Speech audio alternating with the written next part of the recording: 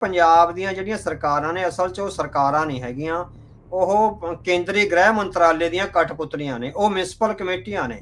ਜਿੱਦਾਂ ਦਿੱਲੀ ਵਿੱਚ ਅਰਵਿੰਦ ਕੇਜਰੀਵਾਲ ਇੱਕ ਮਿਊਨਿਸਪਲ ਕਮੇਟੀ ਦਾ ਮੁੱਖ ਮੰਤਰੀ ਸੀ, ਉਸੇ ਤਰ੍ਹਾਂ ਪੰਜਾਬ ਦੇ ਵੀ ਜਿੰਨੇ ਮੁੱਖ ਮੰਤਰੀ ਆਉਂਦੇ ਆ ਉਹ ਜਸਟ ਕਹਾਉਣ ਨੂੰ ਇਹ ਮੁੱਖ ਮੰਤਰੀ ਹੁੰਦੇ ਆ, ਅਸਲ ਵਿੱਚ ਉਹ ਮਿਊਨਿਸਪਲ ਕਮੇਟੀ ਦੇ ਪ੍ਰਧਾਨ ਹੀ ਹੁੰਦੇ ਆ।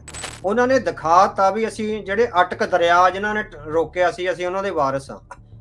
ਸਿੱਖਾਂ ਨੇ ਅੱਜ ਦਿਖਾਤਾ ਵੀ ਵਾਕਈ ਸਾਡੇ ਪੂਰਵਜਾਂ ਨੇ ਅਟਕ ਦਰਿਆ ਨੂੰ ਰੋਕਿਆ, ਵਾਕਈ ਸਾਡੇ ਪੂਰਵਜਾਂ ਨੇ ਅਹਿਮਦ ਸ਼ਾਹ ਅਬਦਾਲੀ ਦਾ ਰਾਹ ਰੋਕਿਆ, ਉਹਦੇ ਖਜ਼ਾਨੇ ਨੂੰ ਲੁੱਟ ਕੇ ਆਮ ਗਰੀਬ ਲੋਕਾਂ ਵਿੱਚ ਵੰਡਿਆ। ਸੋ ਅੱਜ ਦਿਖਾਤਾ ਵੀ ਸੈਂਕੜੇ ਸਾਲਾਂ ਤੋਂ ਬਾਅਦ, 500 ਸਾਲਾਂ ਤੋਂ ਬਾਅਦ ਵੀ ਸਾਡੇ ਵਿੱਚ ਉਹਨਾਂ ਮਹਾਨ ਸ਼ਹੀਦਾਂ ਔਰ ਸੂਰਮਿਆਂ ਦਾ ਜਿਹੜਾ ਹੈਗਾ ਉਹ ਖੂਨ ਆ ਜਿਹੜਾ ਉਹ ਵਾਲੇ ਮਾਰ ਰਿਹਾ ਹੈਗਾ। ਪਰ ਜਿਹੜਾ ਨੁਕਸਾਨ ਹੋਇਆ ਹੁਣ ਆਪਾਂ ਉਹਦੇ ਵੱਲ ਦੇਖਣਾ ਹੈਗਾ ਵੀ ਉਹ ਜਿਹੜੇ ਗਰੀਬ ਪਰਿਵਾਰਾਂ ਦਾ, ਜਿਹੜੇ ਸਹਿ ਨਹੀਂ ਸਕਦੇ ਇਸ ਝਟਕੇ ਨੂੰ, ਆਪਾਂ ਉਹਨਾਂ ਦੀ ਬਾਹ ਫੜਨ ਲਈ ਜਿਹੜੇ ਯਤਨ ਕਰਨੇ ਆ। ਹੜ੍ਹ ਆਏ ਨਹੀਂ, ਇਹ ਲਿਆਂਦੇ ਗਏ। ਇਹ ਕੁਦਰਤੀ ਆਫਤ ਨਿਰੀ ਜਿਹੜੀ ਕੁਦਰਤੀ ਆਫਤ ਨਹੀਂ ਬਲਕਿ ਇਹ ਸਾਜ਼ਿਸ਼ ਵੀ ਆ। ਇਹ ਬਹੁਤ ਸਾਰੇ ਹੁਣ ਸਿੱਖਾਂ ਦੇ ਮਨਾਂ 'ਚ, ਬਹੁਤ ਸਾਰੇ ਪੰਜਾਬੀਆਂ ਦੇ ਮਨਾਂ ਦੇ ਵਿੱਚ ਵੀ ਇਹ ਭਾਵਨਾ ਭਰ ਰਹੀ ਆ। ਕੇਂਦਰ ਸਰਕਾਰਾਂ ਜਿਸ ਤਰ੍ਹਾਂ ਪੰਜਾਬ ਨੂੰ ਬਸਤੀ ਬਣਾ ਕੇ ਸਮਝਦੀਆਂ, ਸਾਨੂੰ ਗੁਲਾਮਾਂ ਵਾਂਗ ਜਿਹੜਾ ਟਰੀਟ ਕਰਦੇ ਆ, ਉਹਦੇ ਚੋਂ ਜਿਹੜਾ ਭਾਖੜਾ ਬਿਆਸ ਮੈਨੇਜਮੈਂਟ ਬੋਰਡ ਤੇ ਸਾਰਾ ਪੰਜਾਬ ਦੀਆਂ ਦੁਸ਼ਮਣ ਧਿਰਾਂ ਦਾ ਕਬਜ਼ਾ ਹੋ ਜਾਣਾ ਤੇ ਉੱਥੇ ਪੰਜਾਬ ਦੇ ਵਿਰੋਧੀ ਅਫਸਰਾਂ ਦੀ ਜਿਹੜੀ ਤਾਇਨਾਤੀ ਹੈਗੀ ਆ। ਭਾਖੜਾ ਡੈਮ ਅਸਲ ਵਿੱਚ ਬਣਾਇਆ ਇਸ ਲਈ ਗਿਆ ਸੀ ਤਾਂ ਕਿ ਪੰਜਾਬ ਨੂੰ ਟਿਊਬਵੈੱਲ ਨਾ ਲਗਾਉਣੇ ਪੈਣ। ਪੰਜਾਬ ਦੀਆਂ ਜਿਹੜੀਆਂ ਸਿੰਜਾਈ ਦੀਆਂ ਲੋੜਾਂ ਨੇ ਉਹ ਭਾਖੜਾ ਵਿੱਚ ਪਾਣੀ ਜਮ੍ਹਾਂ ਕਰਕੇ ਖੇਤਾਂ ਨੂੰ, ਪੰਜਾਬ ਦਿਆਂ ਨੂੰ ਨਹਿਰਾਂ ਰਾਹੀਂ ਪਾਣੀ ਦਿੱਤਾ ਜਾਵੇ। ਭਾਖੜਾ ਡੈਮ ਹਰਿਆਣੇ ਤੇ ਰਾਜਸਥਾਨ ਦੀਆਂ ਲੋੜਾਂ ਨੂੰ ਪੂਰਾ ਕਰਨ ਦੇ ਮੱਦੇਨਜ਼ਰ ਵਰਤਿਆ ਜਾ ਰਿਹਾ ਹੈ। ਵਾਧੂ ਪਾਣੀ ਪੰਜਾਬ ਦੀ ਤਬਾਹੀ ਲਈ, ਪੰਜਾਬ ਨੂੰ ਪੀਣ ਲਈ ਜਾਂ ਪੰਜਾਬ ਦੀ ਖੇਤੀ ਲਈ ਕੋਈ ਪਾਣੀ ਨਹੀਂ ਸਾਡੇ ਕੋਲ। ਸਾਰਾ ਪਾਣੀ ਤੇ ਸਾਰੀ ਬਿਜਲੀ ਆ ਜਿਹੜੀ ਹਰਿਆਣੇ, ਰਾਜਸਥਾਨ ਤੇ ਦਿੱਲੀ ਦੀ ਹੈਗੀ ਆ। ਪੰਜਾਬ ਨੂੰ ਸਿਰਫ ਜਿਹੜਾ ਹੈਗਾ ਤਬਾਹੀ ਦਾ ਹੀ ਪਾਣੀ ਵਰਤਿਆ ਜਾਂਦਾ। ਨੰਬਰ 2, ਸੋ ਇਹ ਜਿਹੜੇ ਹੜ੍ਹ ਹੈਗੇ ਆ ਇਹ ਕੁਦਰਤੀ ਨਹੀਂ, ਇਹ ਗੈਰ ਕਾਨੂੰਨੀ ਨੇ ਔਰ ਲਿਆਂਦੇ ਗਏ ਆ। ਸੋ ਪੰਜਾਬ ਦੇ ਲੋਕਾਂ ਨੂੰ ਇਸ ਬਾਰੇ ਚੇਤਨ ਹੋਣ ਦੀ ਲੋੜ ਹੈ। ਜਦੋਂ ਫੌਜ ਤੇ ਪੁਲਿਸ ਸੈਂਟਰ ਦੀ ਆ ਗਈ ਤੇ ਉੱਥੇ ਅਫਸਰਸ਼ਾਹੀ ਸੈਂਟਰ ਦੀ ਆ ਗਈ, ਫਿਰ ਪੰਜਾਬ ਦੀ ਕਿਹਨੂੰ ਫਿਕਰ ਪਈ ਹੋਈ?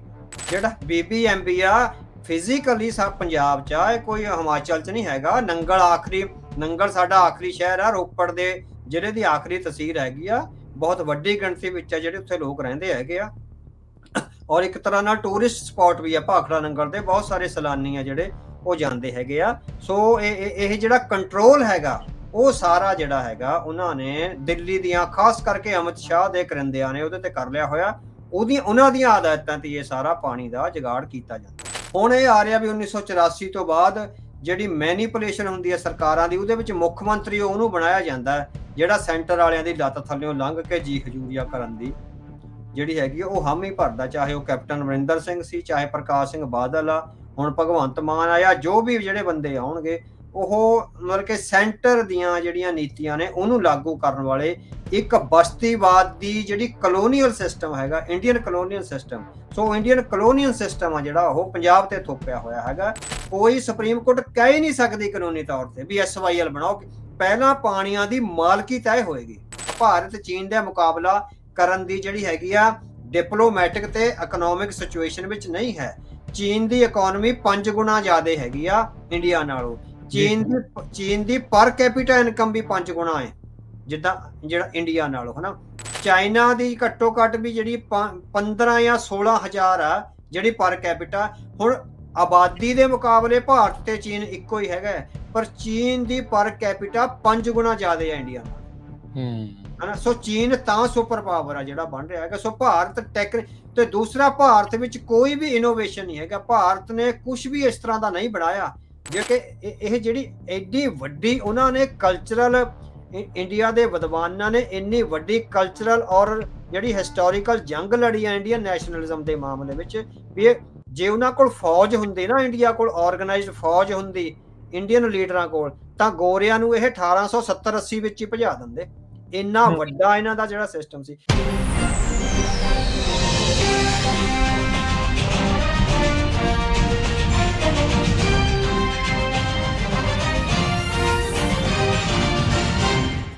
Punjabi radio USA, Punjabi TV USA ਸੁਣ ਦੇਖ ਰਹੇ ਸਾਡੇ ਸਾਰੇ ਹੀ ਸਰੋਤਿਆਂ ਤੇ ਦਰਸ਼ਕਾਂ ਨੂੰ ਨਿੱਘੀ ਜੀ ਆਇਆਂ ਨੂੰ। ਸਭ ਨੂੰ ਪਿਆਰ ਭਰੀ ਸਤਿ ਸ੍ਰੀ ਅਕਾਲ।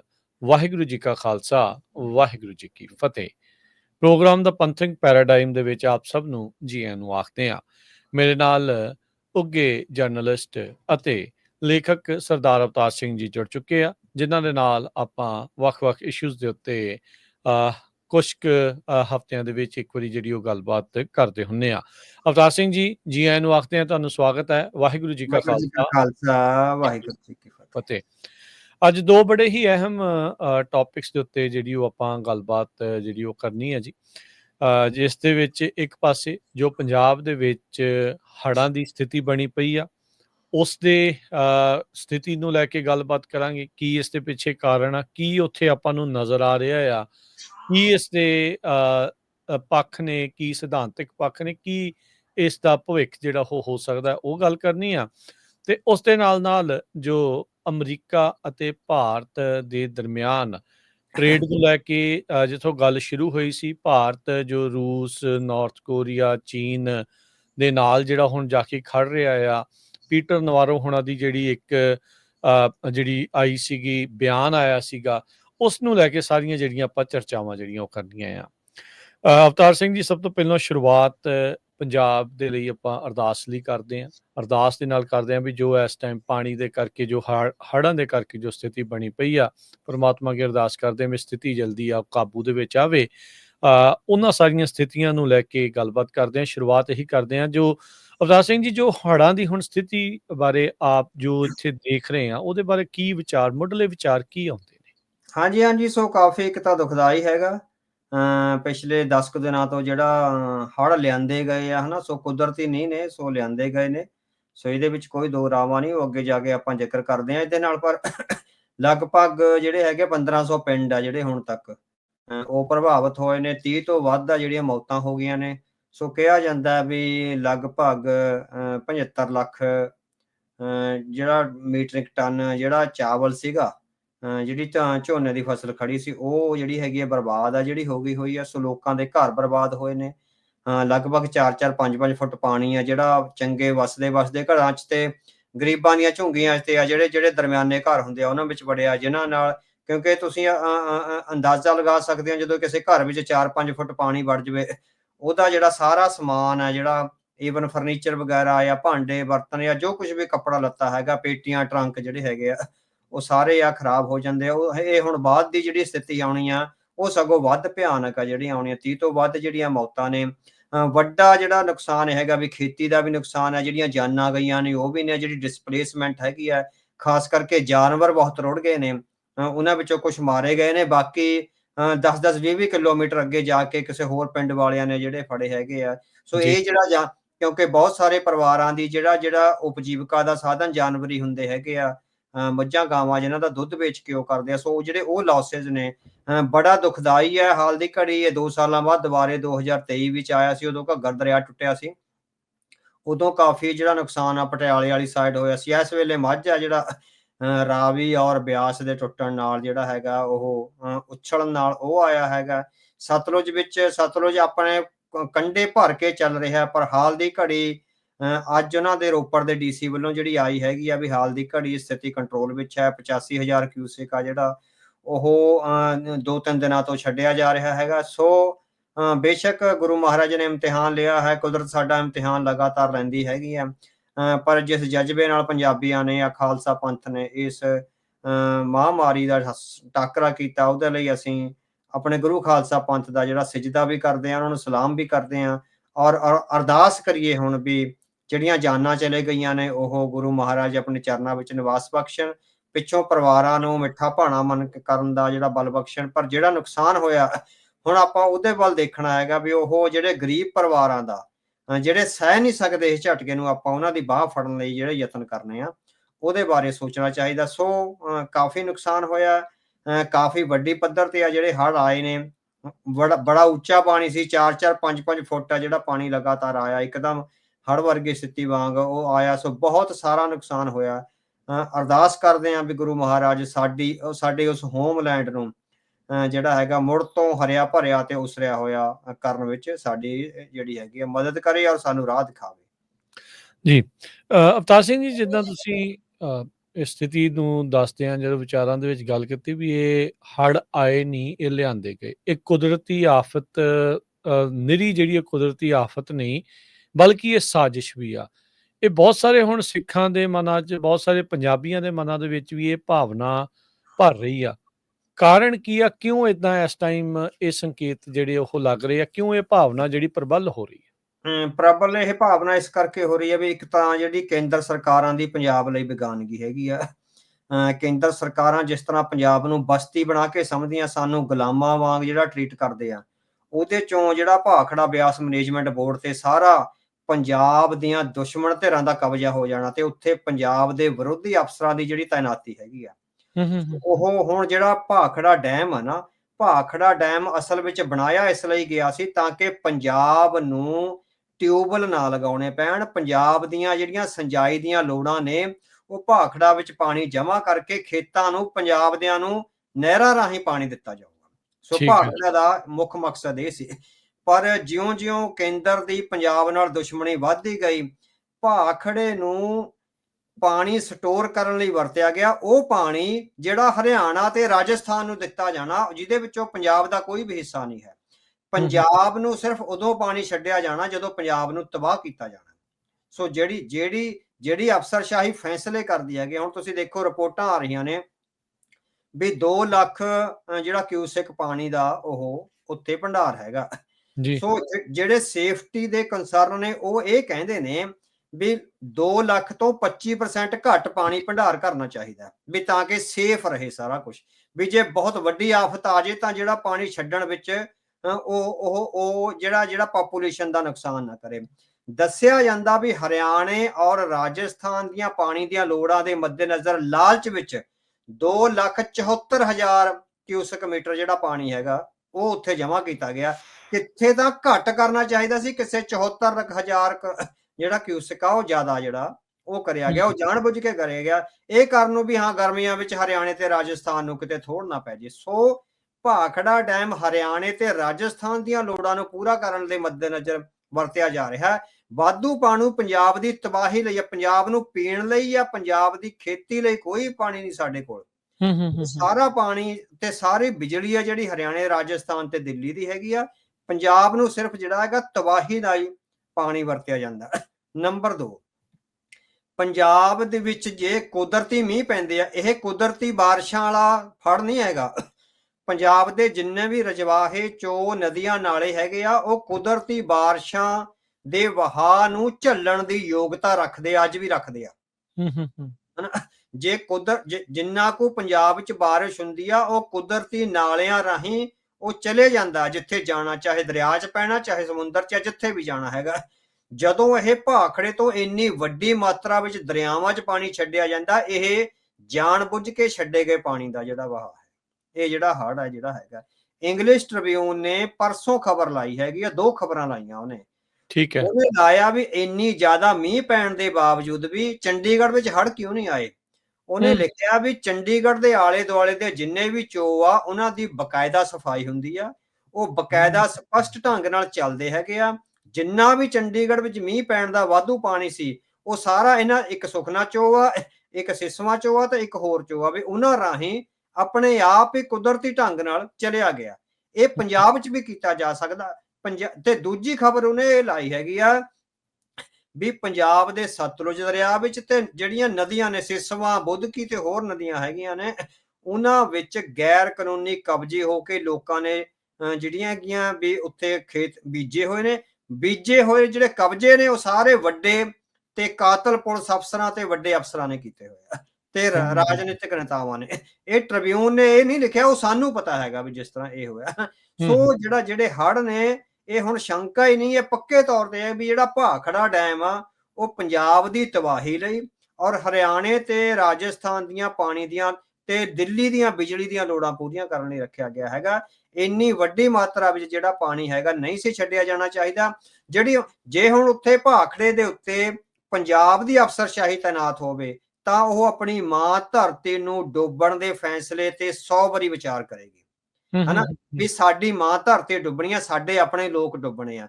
ਹੁਣ ਜਦੋਂ ਉੱਥੇ ਪੰਜਾਬ ਵਿਰੋਧੀ ਅਫਸਰਸ਼ਾਹੀ ਬੈਠੀ ਹੈਗੀ ਆ, ਉਹਨੂੰ ਕੋਈ ਫਰਕ ਨਹੀਂ ਪੈਂਦਾ ਪੰਜਾਬ ਡੁੱਬ ਜੇ ਜਾਂ ਨਾ ਡੁੱਬ ਜੇ, ਉਹਦੇ ਲਈ ਹਰਿਆਣਾ, ਦਿੱਲੀ ਤੇ ਰਾਜਸਥਾਨ ਬਚਣੇ ਚਾਹੀਦੇ ਹੈਗੇ ਆ। ਸੋ ਇਹ ਜਿਹੜੇ ਹੜ੍ਹ ਹੈਗੇ ਆ, ਇਹ ਕੁਦਰਤੀ ਨਹੀਂ, ਇਹ ਗੈਰ ਕਾਨੂੰਨੀ ਨੇ ਔਰ ਲਿਆਂਦੇ ਗਏ ਆ। ਸੋ ਪੰਜਾਬ ਦੇ ਲੋਕਾਂ ਨੂੰ ਇਸ ਬਾਰੇ ਚੇਤਨਾ ਹੋਣ ਦੀ ਲੋੜ ਹੈ। ਜਿਹੜਾ ਹੁਣ BBMP ਆ ਜਦੋਂ ਇਹ ਬਣਿਆ ਸੀ ਉਦੋਂ ਪੰਜਾਬ ਦੇ ਵਿੱਚ ਸੀਗਾ, ਹੁਣ ਇਹ ਕੀ ਪੰਜਾਬ ਦੇ ਦਾਇਰੇ ਤੋਂ ਬਾਹਰ ਆਉਂਦਾ ਹੈ, ਆਪਣੇ ਬਾਰਡਰ ਤੋਂ ਬਾਹਰ, ਇਹ ਹਿਮਾਚਲ ਦੇ ਵਿੱਚ ਹੀ ਪੈਂਦਾ ਹੈ? ਨਹੀਂ, ਭਾਖੜਾ ਤਾਂ ਜਿਹੜਾ ਨੰਗਲ ਵਿੱਚ ਆਉਂਦਾ ਹੈ, ਸੋ ਭਾਖੜਾ ਤਾਂ ਆਪਣੀ ਪੰਜਾਬ ਦੀ ਜ਼ਮੀਨ 'ਚ ਹੈਗਾ। ਤੇ ਸੋ ਪਰ ਉੱਥੇ ਕੰਟਰੋਲ 50% ਤੋਂ ਵੱਧ ਕੰਟਰੋਲ ਆਊਟ ਆਫ ਸਟੇਟ ਦਾ ਹੈ। ਉਹਨਾਂ ਨੇ ਉਹ ਸੁਪਰੀਮ ਕੋਰਟ ਤੇ ਹਾਈ ਕੋਰਟ ਦੇ ਫੈਸਲਿਆਂ ਰਾਹੀਂ, ਇਹਨਾਂ ਨੇ ਹਾਈ ਕੋਰਟ ਦੇ ਜੱਜ ਸਾਰੇ ਇਹਨਾਂ ਦੇ ਆਪਣੇ ਆ।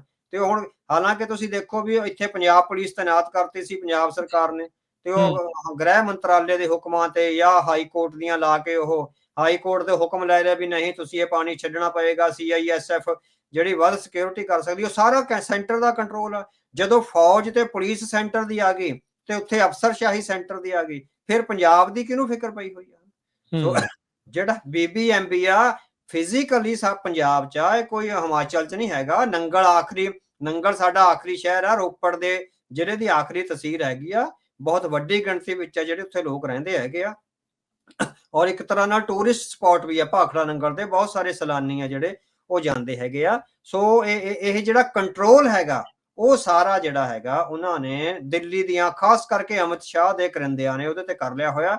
ਉਹਨਾਂ ਦੀਆਂ ਹਦਾਇਤਾਂ ਤੇ ਇਹ ਸਾਰਾ ਪਾਣੀ ਦਾ ਜੁਗਾੜ ਕੀਤਾ ਜਾਂਦਾ ਹੈ। ਜਦੋਂ ਵੀ ਇਦਾਂ ਦੀ ਨਿਊਜ਼ ਆਉਂਦੀ ਸੀ ਵੀ ਉੱਥੇ ਸੈਂਟਰ ਵਾਲੇ ਦਾ ਕੰਟਰੋਲ ਹੋ ਰਿਹਾ, ਲੋਕ ਰੌਲਾ ਪਾਉਂਦੇ ਸੀਗੇ, ਸਰਕਾਰਾਂ ਕਿਤੇ ਨਾ ਕਿਤੇ ਨਖਿੱਧ ਨਿਕਲੀਆਂ ਪੰਜਾਬ ਦੀਆਂ, ਉਹਨਾਂ ਨੂੰ ਕੋਈ ਉਹਦੀ ਪੈਰਵਾਈ ਕਰਨ ਦੇ ਵਿੱਚ ਉਹ ਪਿੱਛੇ ਹੀ ਰਹਿ ਗਏ। ਨਹੀਂ, ਬਿਲਕੁਲ ਪੰਜਾਬ ਦੀਆਂ ਜਿਹੜੀਆਂ ਸਰਕਾਰਾਂ ਨੇ, ਅਸਲ 'ਚ ਉਹ ਸਰਕਾਰਾਂ ਨਹੀਂ ਹੈਗੀਆਂ, ਉਹ ਕੇਂਦਰੀ ਗ੍ਰਹਿ ਮੰਤਰਾਲੇ ਦੀਆਂ ਕਠਪੁਤਲੀਆਂ ਨੇ। ਉਹ ਮਿਊਨਿਸਪਲ ਕਮੇਟੀਆਂ ਨੇ। ਜਿੱਦਾਂ ਦਿੱਲੀ ਵਿੱਚ ਅਰਵਿੰਦ ਕੇਜਰੀਵਾਲ ਇੱਕ ਮਿਊਨਿਸਪਲ ਕਮੇਟੀ ਦਾ ਮੁੱਖ ਮੰਤਰੀ ਸੀ, ਉਸੇ ਤਰ੍ਹਾਂ ਪੰਜਾਬ ਦੇ ਵੀ ਜਿੰਨੇ ਮੁੱਖ ਮੰਤਰੀ ਆਉਂਦੇ ਆ, ਉਹ ਜਸਟ ਕਹਾਉਣ ਨੂੰ ਇਹ ਮੁੱਖ ਮੰਤਰੀ ਹੁੰਦੇ ਆ, ਅਸਲ ਵਿੱਚ ਉਹ ਮਿਊਨਿਸਪਲ ਕਮੇਟੀ ਦੇ ਪ੍ਰਧਾਨ ਹੀ ਹੁੰਦੇ ਆ। ਉਹਨਾਂ ਦੇ ਅਸਲ ਵਾਗਡੋਰ ਆ ਜਿਹੜੇ ਦਿੱਲੀ ਦੀ ਹੋਮ ਮਿਨਿਸਟਰੀ, ਪ੍ਰਧਾਨ ਮੰਤਰੀ ਦਾ ਆਫਿਸ, ਤੇ ਉਹ ਸਾਰੇ ਆ ਜਿਹੜੇ ਟੈਕਲ ਕਰਦੇ ਆ। ਉਹ ਕੋਈ ਚੀਫ ਮਿਨਿਸਟਰ ਤਾਂ ਬਗਾਵਤ ਕਰ ਸਕਦਾ ਜੇ ਉਹਦੇ ਵਿੱਚ ਪੰਥਕ ਜਜ਼ਬਾ ਹੋਵੇ, ਉਹਨੂੰ ਇਹ ਅਹਿਸਾਸ ਹੋਵੇ ਵੀ ਪੰਜਾਬ ਇੱਕ ਬਸਤੀ ਦੇ ਤੌਰ ਤੇ ਜਿਹੜਾ ਹੈਗਾ ਟੈਕਲ ਕੀਤਾ ਜਾ ਰਿਹਾ, ਅਸੀਂ ਇਸ ਜਿਹੜਾ ਨਿਓ ਬਸਤੀਵਾਦ ਹੈਗਾ ਇਹਦਾ ਡਟ ਕੇ ਟਾਕਰਾ ਕਰਨਾ। ਉਹ ਟਾਕਰਾ ਖਾਲਸਾਈ ਪਰੰਪਰਾਵਾਂ, ਪੰਥਕ ਜਜ਼ਬੇ ਔਰ ਕੌਮੀ ਪ੍ਰਤੀਬੱਧਤਾ ਦੇ ਨਾਲ ਆ ਜਿਹੜਾ ਕੀਤਾ ਜਾ ਸਕਦਾ। ਹੁਣ ਇਹ ਆ ਰਿਹਾ ਵੀ 1984 ਤੋਂ ਬਾਅਦ ਜਿਹੜੀ ਮੈਨੀਪੂਲੇਸ਼ਨ ਹੁੰਦੀ ਹੈ ਸਰਕਾਰਾਂ ਦੀ, ਉਹਦੇ ਵਿੱਚ ਮੁੱਖ ਮੰਤਰੀ ਉਹਨੂੰ ਬਣਾਇਆ ਜਾਂਦਾ ਹੈ ਜਿਹੜਾ ਸੈਂਟਰ ਵਾਲਿਆਂ ਦੀ ਲੱਤ ਥੱਲਿਓਂ ਲੰਘ ਕੇ ਜੀ ਹਜੂਰੀਆ ਕਰਨ ਦੀ ਜਿਹੜੀ ਹੈਗੀ ਉਹ ਹਾਮੀ ਭਰਦਾ। ਚਾਹੇ ਉਹ ਕੈਪਟਨ ਅਮਰਿੰਦਰ ਸਿੰਘ ਸੀ, ਚਾਹੇ ਪ੍ਰਕਾਸ਼ ਸਿੰਘ ਬਾਦਲ ਆ, ਹੁਣ ਭਗਵੰਤ ਮਾਨ ਆਇਆ, ਜੋ ਵੀ ਜਿਹੜੇ ਬੰਦੇ ਆਉਣਗੇ, ਉਹ ਮਤਲਬ ਕਿ ਸੈਂਟਰ ਦੀਆਂ ਜਿਹੜੀਆਂ ਨੀਤੀਆਂ ਨੇ ਉਹਨੂੰ ਲਾਗੂ ਕਰਨ ਵਾਲੇ ਇੱਕ ਬਸਤੀਵਾਦ ਦੀ ਜਿਹੜੀ ਕਲੋਨੀਅਲ ਸਿਸਟਮ ਹੈਗਾ, ਇੰਡੀਅਨ ਕਲੋਨੀਅਲ ਸਿਸਟਮ। ਸੋ ਇੰਡੀਅਨ ਕਲੋਨੀਅਲ ਸਿਸਟਮ ਆ ਜਿਹੜਾ ਉਹ ਪੰਜਾਬ ਤੇ ਥੋਪਿਆ ਹੋਇਆ ਹੈਗਾ। ਸੋ ਇਸ ਕਲੋਨੀਅਲ ਸਿਸਟਮ ਨੂੰ ਪਹਿਲੀ ਚੁਣੌਤੀ ਸੰਤ ਜਰਨੈਲ ਸਿੰਘ ਉਹਨਾਂ ਨੇ ਦਿੱਤੀ, ਉਹ ਤੋਂ ਬਾਅਦ ਖਾੜਕੂ ਲਹਿਰ ਨੇ ਦਿੱਤੀ, ਤੇ ਹੁਣ ਲਗਾਤਾਰ ਸਿੱਖਾਂ ਦਾ ਕੋਈ ਉਸ ਲੈਵਲ ਦਾ ਕੌਮੀ ਲੀਡਰ ਨਾ ਹੋਣ ਕਰਕੇ ਸੋ ਇਹ ਚੁਣੌਤੀ ਰਹਿਤ ਆ ਜਿਹੜੀ ਜਾ ਰਹੀ ਹੈ। ਸਰਕਾਰ ਜਿਹੜਾ ਆਪਣਾ ਕੰਟਰੋਲ ਆ ਬਸਤੀ ਤੇ, ਆਪਣਾ ਕੰਟਰੋਲ ਲਗਾਤਾਰ ਜਿਹੜਾ ਵਧਾ ਰਹੀ ਹੈਗੀ ਆ। ਖਾਲਸਾ ਪੰਥ ਨੂੰ, ਸੁੱਚੇ ਪੰਜਾਬੀਆਂ ਨੂੰ ਤੇ ਸਮੁੱਚੀ ਪੰਜਾਬ ਦੀ ਲਕਾਈ ਨੂੰ ਇਸ ਬਸਤੀਆਨਾ ਨੀਤੀ ਔਰ ਜਿਹੜੀ ਢੀਠਤਾਈ ਆ ਉਹਦੇ ਖਿਲਾਫ ਕਿਤੇ ਨਾ ਕਿਤੇ ਉੱਠਣਾ ਪਵੇਗਾ। ਹੁਣ ਜੋ ਇਹ ਸਾਰਾ ਕੁਝ ਵਾਪਰਿਆ, ਜਿੱਦਾਂ ਵੀ ਇਹ ਪਾਣੀ ਜਾਣ ਬੁੱਝ ਕੇ ਪਹਿਲੋਂ ਵਧਾਇਆ ਗਿਆ ਪਿੱਛੇ, ਫਿਰ ਹੁਣ ਛੱਡਿਆ ਜਾ ਰਿਹਾ, ਹੜ੍ਹਾਂ ਦੀ ਸਥਿਤੀ, ਹੜ੍ਹ ਮਤਲਬ ਆ ਗਏ 23 ਦੇ 23 ਜਿਹੜੇ ਜ਼ਿਲ੍ਹਿਆਂ ਦੇ ਵਿੱਚ ਹੜ੍ਹ ਪ੍ਰਭਾਵਿਤ ਜਿਹੜੇ ਉਹ ਐਲਾਨੇ ਜਿਹੜੇ ਉਹ ਜਾ ਚੁੱਕੇ ਆ, ਉਹ ਸਾਰਾ ਕੁਝ ਜਿਹੜਾ ਹੋ ਰਿਹਾ। ਲੋਕ ਇਹ ਵਿੱਚ ਇਹ ਵੀ ਗੱਲਾਂ ਕਰਦੇ ਵੀ ਜਿਹੜੀ ਨਹਿਰ ਨੂੰ ਹੁਣ ਪਾਣੀ ਜਾਂਦਾ, ਉਹਦੇ ਵੀ ਗੇਟ ਕਿਉਂ ਨਹੀਂ ਖੋਲਦੇ ਵੀ ਨਹਿਰਾਂ ਵੱਲ ਜਿਹੜੇ ਦੂਜੇ ਪਾਸੇ ਨੂੰ ਜਾਂਦਾ ਵੀ ਉਧਰ ਨੂੰ ਹੁਣ ਫੇਰ ਨਹੀਂ ਪਾਣੀ ਜਿਹੜਾ ਉਹ ਜਾ ਰਿਹਾ, ਛੱਡਿਆ ਫੇਰ ਜਿਹੜਾ ਪੰਜਾਬ ਦੇ ਪਿੰਡਾਂ ਦੇ ਵਿੱਚ ਹੀ ਜਿਹੜਾ ਉਹ ਜਾ ਰਿਹਾ।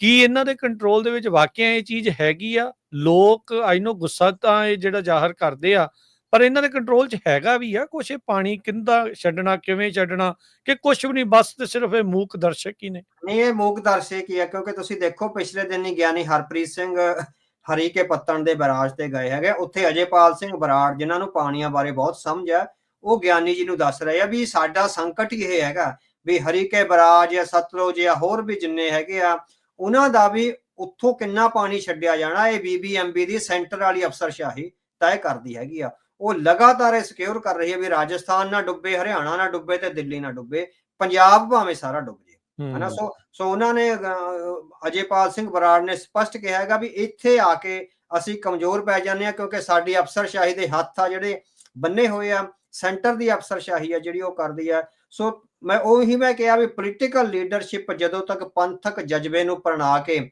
ਆਪਣੀ ਮਾਂ ਧਰਤੀ ਦੀ ਇੱਜ਼ਤ ਬਚਾਉਣ ਲਈ ਅੱਗੇ ਨਹੀਂ ਆਉਂਦੀ ਔਰ ਆਪਣੀਆਂ ਕੁਰਸੀਆਂ ਨੂੰ ਲੱਤ ਮਾਰਨ ਦਾ ਜਿਗਰਾ ਨਹੀਂ ਕਰਦੀ, ਉਦੋਂ ਤੱਕ ਇਹੀ ਸੰਕਟ ਰਹੂਗਾ। ਸੋ ਅਸੀਂ ਬਸਤੀਆਨਾ ਕੰਟਰੋਲ ਅਧੀਨ ਰਹਿ ਰਹੇ ਹਾਂ। ਨਿਓ ਹਿੰਦੂ ਕਲੋਨੀਅਲਿਜ਼ਮ ਆ ਜਿਹੜਾ ਉਹ ਸਿੱਖਾਂ ਦੇ ਥੋਪਿਆ ਜਾ ਰਿਹਾ। ਇਹ ਸਿੱਖਾਂ ਨੇ ਜਿਹੜਾ ਹੈਗਾ ਵੀ ਇਹਨੂੰ ਚੁਣੌਤੀ ਕਿੱਦਾਂ ਦੇਣੀ ਹੈਗੀ ਹੈ, ਡੈਮੋਕ੍ਰੈਟਿਕਲੀ ਸਟਰਗਲ ਕਰਕੇ, ਅਕੈਡਮਿਕਲੀ ਔਰ ਜਿਹੜਾ ਹੈਗਾ ਅਦਾਲਤਾਂ ਦੇ ਰਾਹੀਂ ਜਿਸ ਤਰ੍ਹਾਂ ਵੀ ਕੀਤਾ ਜਾ ਸਕਦਾ, ਉਹਦੇ ਲਈ ਵੱਡੀ ਗੱਲ ਸੰਘਰਸ਼ ਹੁੰਦਾ। ਸੋ ਸਰਕਾਰਾਂ ਨਾ ਤਾਂ ਅਦਾਲਤਾਂ ਉਹਨਾਂ ਦੀ ਮੈਨੀਪੂਲੇਸ਼ਨ ਚ, ਅਦਾਲਤਾਂ ਪੂਰੀ ਤਰ੍ਹਾਂ ਉਹਨਾਂ ਦੀ ਮੈਨੀਪੂਲੇਸ਼ਨ ਚ। ਤੁਸੀਂ ਦੇਖੋ ਵੀ ਅਦਾਲਤਾਂ ਕੀ ਕਰ ਰਹੀਆਂ ਨੇ। ਸ਼ੰਭੂ ਤੇ ਮੋਰਚਾ ਲੱਗਿਆ ਸੀ ਜਦੋਂ ਆਹ ਜਗਜੀਤ ਸਿੰਘ ਡੱਲੇਵਾਲ ਨਹੀਂ ਬੈਠੇ ਸੀ, ਹਰਿਆਣੇ ਵਾਲੇ ਪਾਸੇ ਅੰਬਾਲੇ ਦੇ ਲਾਗੇ ਉੱਥੇ ਰਾਜਪੁਰੇ ਸ਼ੰਭੂ ਤੇ ਉਹਨਾਂ ਨੇ ਕਿੱਡੀਆਂ ਕੰਧਾਂ ਕਰਕੇ ਕੰਕਰੀਟ ਪਾ ਕੇ ਉਹ ਕੰਧਾਂ ਉਸਾਰਤੀਆਂ ਹੋਈਆਂ ਸੀ, ਹਨਾ। Punjab and Haryana high court ਵਿੱਚ ਰਿਟ ਪਈ। Punjab and Haryana high court ਨੇ ਇੱਕਦਮ ਕਿਹਾ ਵੀ ਕੋਈ ਵੀ ਸਰਕਾਰ ਏਦਾਂ ਸੜਕਾਂ ਬੰਦ ਨਹੀਂ ਕਰ ਸਕਦੀ, ਲੋਕਾਂ ਨੂੰ ਸੰਘਰਸ਼ ਕਰਨ ਦਾ ਹੱਕ ਹੈ ਔਰ ਉਹਨਾਂ ਨੂੰ ਦਿੱਲੀ ਜਾਣ ਦਾ ਹੱਕ ਹੈ, ਵੀ ਸੜਕਾਂ ਖੋਲੀਆਂ ਜਾਣ। ਇੱਕਦਮ ਹਰਿਆਣਾ ਗਵਰਨਮੈਂਟ ਸੁਪਰੀਮ ਕੋਰਟ 'ਚ ਜਾਂਦੀ ਆ, supreme court Punjab and Haryana high court ਦੇ ਹੁਕਮਾਂ ਤੇ ਰੋਕ ਲਾ ਦਿੰਦੀ ਹੈ। ਉਹਦੇ ਬਾਅਦ ਕੋਈ ਵੀ ਫੈਸਲਾ ਨਹੀਂ ਕਰਦੀ, ਹਨਾ। 1 ਸਾਲ ਲਟਕਾਈ ਜਾਂਦੀ, ਕਦੇ ਕਮੇਟੀ ਬਣਾਤੀ ਜੀ ਤੁਸੀਂ ਕਿਸਾਨ ਲੀਡਰਾਂ ਨੂੰ ਮਿਲੋ। ਸੁਪਰੀਮ ਕੋਰਟ ਦਾ ਕੰਮ ਕਮੇਟੀਆਂ ਬਣਾਉਣਾ ਨਹੀਂ ਹੈ। ਉਹਨਾਂ ਨੇ ਉਹ ਕੁਛ ਹੀ ਕਰਿਆ ਜੋ ਕੁਛ ਮੋਦੀ ਸਰਕਾਰ ਆ ਹਰਿਆਣੇ ਦੀ ਸਰਕਾਰ ਚਾਹੁੰਦੀ ਸੀ। ਬਿਲਕੁਲ ਹਰਿਆਣੇ ਦੀ ਤੇ ਮੋਦੀ ਸਰਕਾਰ ਚਾਹੁੰਦੀ ਸੀ ਵੀ ਰਸਤਾ ਨਾ ਖੁੱਲੇ। ਸੁਪਰੀਮ ਕੋਰਟ ਨੇ ਸਪਸ਼ਟ ਹਦਾਇਤ ਨਹੀਂ ਦਿੱਤੀ ਵੀ ਰਸਤਾ ਖੋਲਿਆ ਜਾਵੇ। ਉਹ ਜਿੱਦਾਂ ਮੂਰਖ ਬਣਾਉਂਦੇ ਰਹੇ, ਕਦੀ ਆਹ ਕਰ ਲੋ, ਕਦੀ ਆਹ ਕਰ ਲੋ, ਆਹ ਕਰ। ਸੋ ਜਿਹੜੀਆਂ ਅਦਾਲਤਾਂ ਨੇ ਪੂਰੀ ਤਰ੍ਹਾਂ ਉਹ ਸੈਂਟਰ ਦੇ ਹੱਕ ਵਿੱਚ ਨੇ। ਉਹ ਪਾਣੀਆਂ ਦੇ ਮੁੱਦੇ ਤੇ ਵੀ ਇੱਕਦਮ ਸਿੱਖਾਂ ਦੇ ਖਿਲਾਫ ਜਾਂ ਪੰਜਾਬ ਦੇ ਖਿਲਾਫ ਫੈਸਲਾ ਦੇ ਸਕਦੇ ਆ, ਪਰ ਹੱਥ ਇਸ ਲਈ ਬੰਨੇ ਹੋਏ ਆ ਵੀ ਸੁਪਰੀਮ ਕੋਰਟ ਦਾ ਫੈਸਲਾ ਕੱਲਾ ਪੰਜਾਬ ਤੇ ਲਾਗੂ ਨਹੀਂ ਹੋਣਾ। ਫਿਰ ਗੁਜਰਾਤ ਦੇ ਪਾਣੀਆਂ ਦੀ ਮਾਲਕੀ ਵੀ ਸੈਂਟਰ ਕੋਲ ਆਉਣੀ ਆ। ਜਿਹੜੀ ਉਹ ਤਮਿਲਨਾਡੂ ਤੇ ਉਹਦਾ ਕਰਨਾਟਕਾ ਦਾ ਮਸਲਾ ਕਾਵੇਰੀ ਵਾਲਾ ਉਹ ਸਾਹਮਣੇ ਆਉਣਾ। ਹੋਰ ਭਾਰਤ ਦੇ ਜਿੰਨੇ ਦਰਿਆਵਾਂ ਦੀ ਜਿਹੜੇ ਹੱਕ ਨੇ, ਰਾਈਪੇਰੀਅਨ ਹੱਕ, ਉਹ ਕੁਚਲੇ ਜਾਣੇ। ਇਸ ਕਰਕੇ ਸੁਪਰੀਮ ਕੋਰਟ ਆ ਜਿਹੜੀ, ਇਸ ਕਰਕੇ ਉਹ ਰਿਲੈਕਟੈਂਟ ਆ। ਨਹੀਂ ਉਹ ਪੰਜਾਬ ਦੇ ਜਿਹੜੇ ਹੈਗੇ ਪਾਣੀਆਂ ਤੇ ਇੱਕਦਮ ਡਾਕਾ ਮਾਰਨ ਦਾ ਉਹ ਫੈਸਲਾ ਦੇ ਸਕਦੀ ਆ, ਕਿਉਂਕਿ ਉਹ ਲਗਾਤਾਰ ਕਹਿ ਰਹੀ ਹੈ ਵੀ ਪਾਣੀਆਂ ਦਾ ਫੈਸਲਾ ਬਾਅਦ ਚ ਕਰ ਲਾਂਗੇ, ਤੁਸੀਂ SYL ਨਹਿਰ ਬਣਾਓ। ਕੋਈ ਸੁਪਰੀਮ ਕੋਰਟ ਕਹਿ ਹੀ ਨਹੀਂ ਸਕਦੀ ਕਾਨੂੰਨੀ ਤੌਰ ਤੇ ਵੀ SYL ਬਣਾਓ। ਪਹਿਲਾਂ ਪਾਣੀਆਂ ਦੀ ਮਾਲਕੀ ਤੈਅ ਹੋਏਗੀ।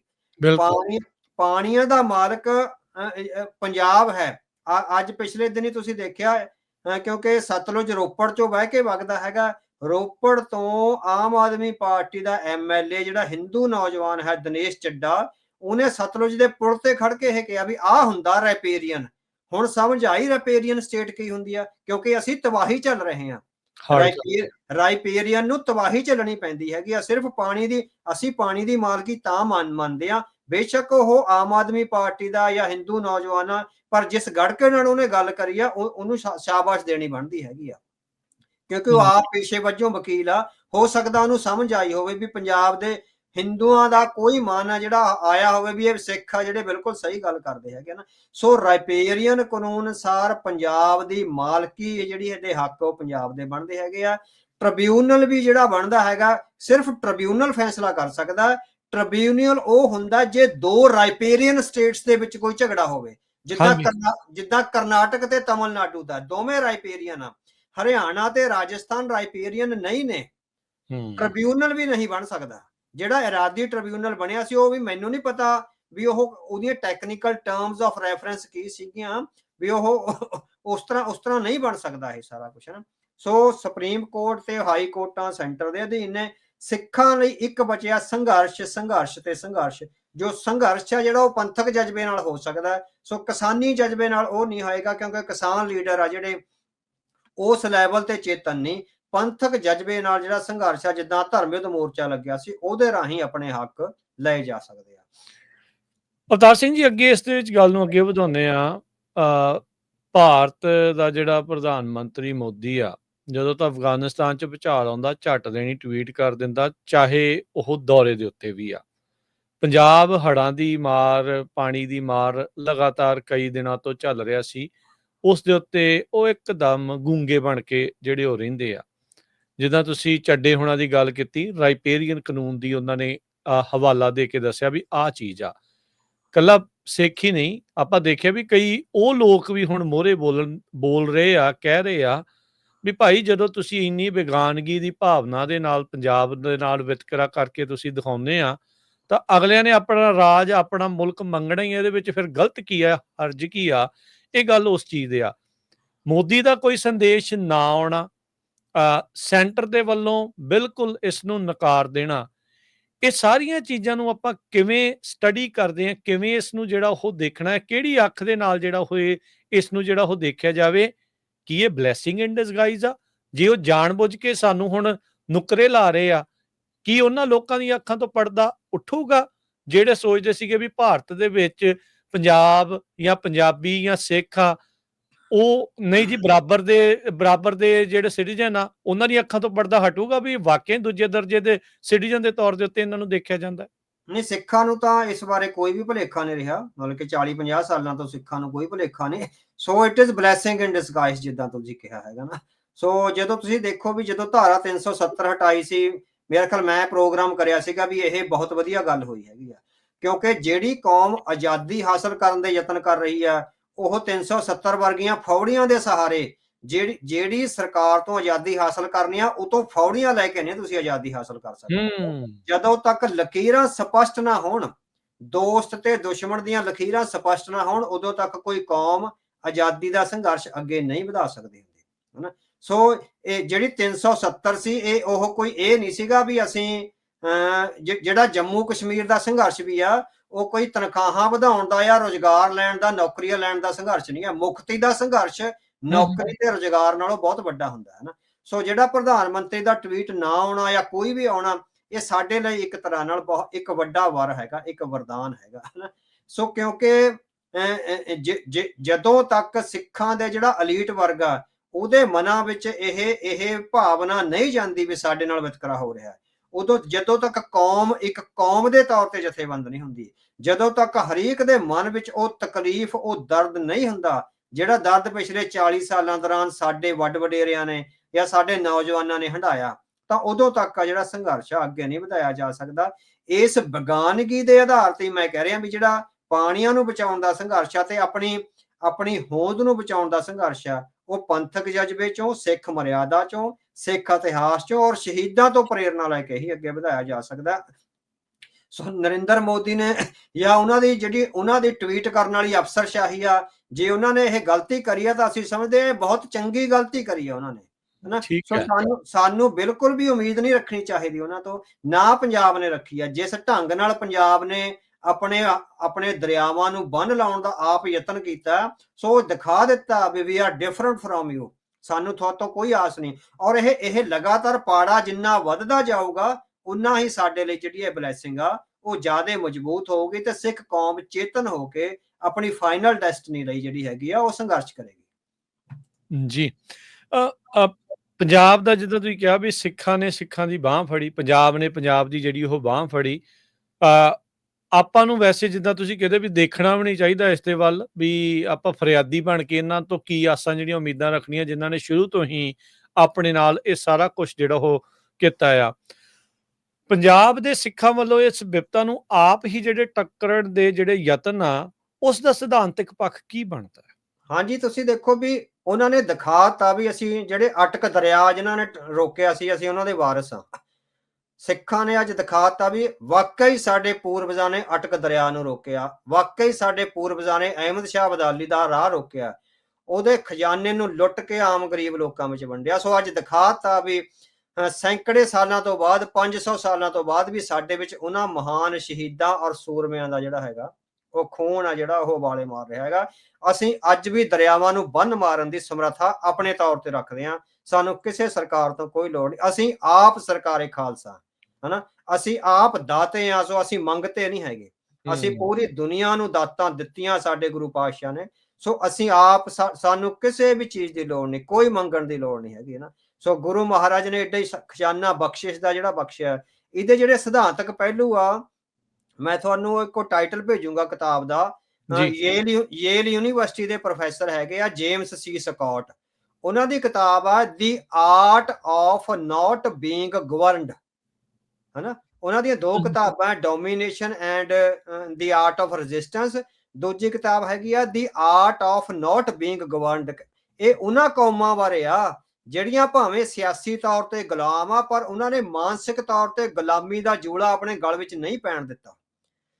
ਅੱਜ ਸਿੱਖ ਕੌਮ ਨੇ ਜਿਹੜਾ ਇਹ ਦਰਿਆਵਾਂ ਨੂੰ ਜਿਹੜੇ ਬੰਨ ਮਾਰੇ ਆ, ਇਹ ਦਰਸਾ ਦਿੱਤਾ ਵੀ ਅਸੀਂ ਬੇਸ਼ੱਕ ਸਿਆਸੀ ਤੌਰ ਤੇ ਗੁਲਾਮ ਹੋਈਏ, ਪਰ ਅਸੀਂ ਗੁਲਾਮੀ ਦਾ ਜੂੜਾ ਮਾਨਸਿਕ ਤੌਰ ਤੇ ਆਪਣੇ ਗਲ ਵਿੱਚ ਨਹੀਂ ਪਵਾਇਆ।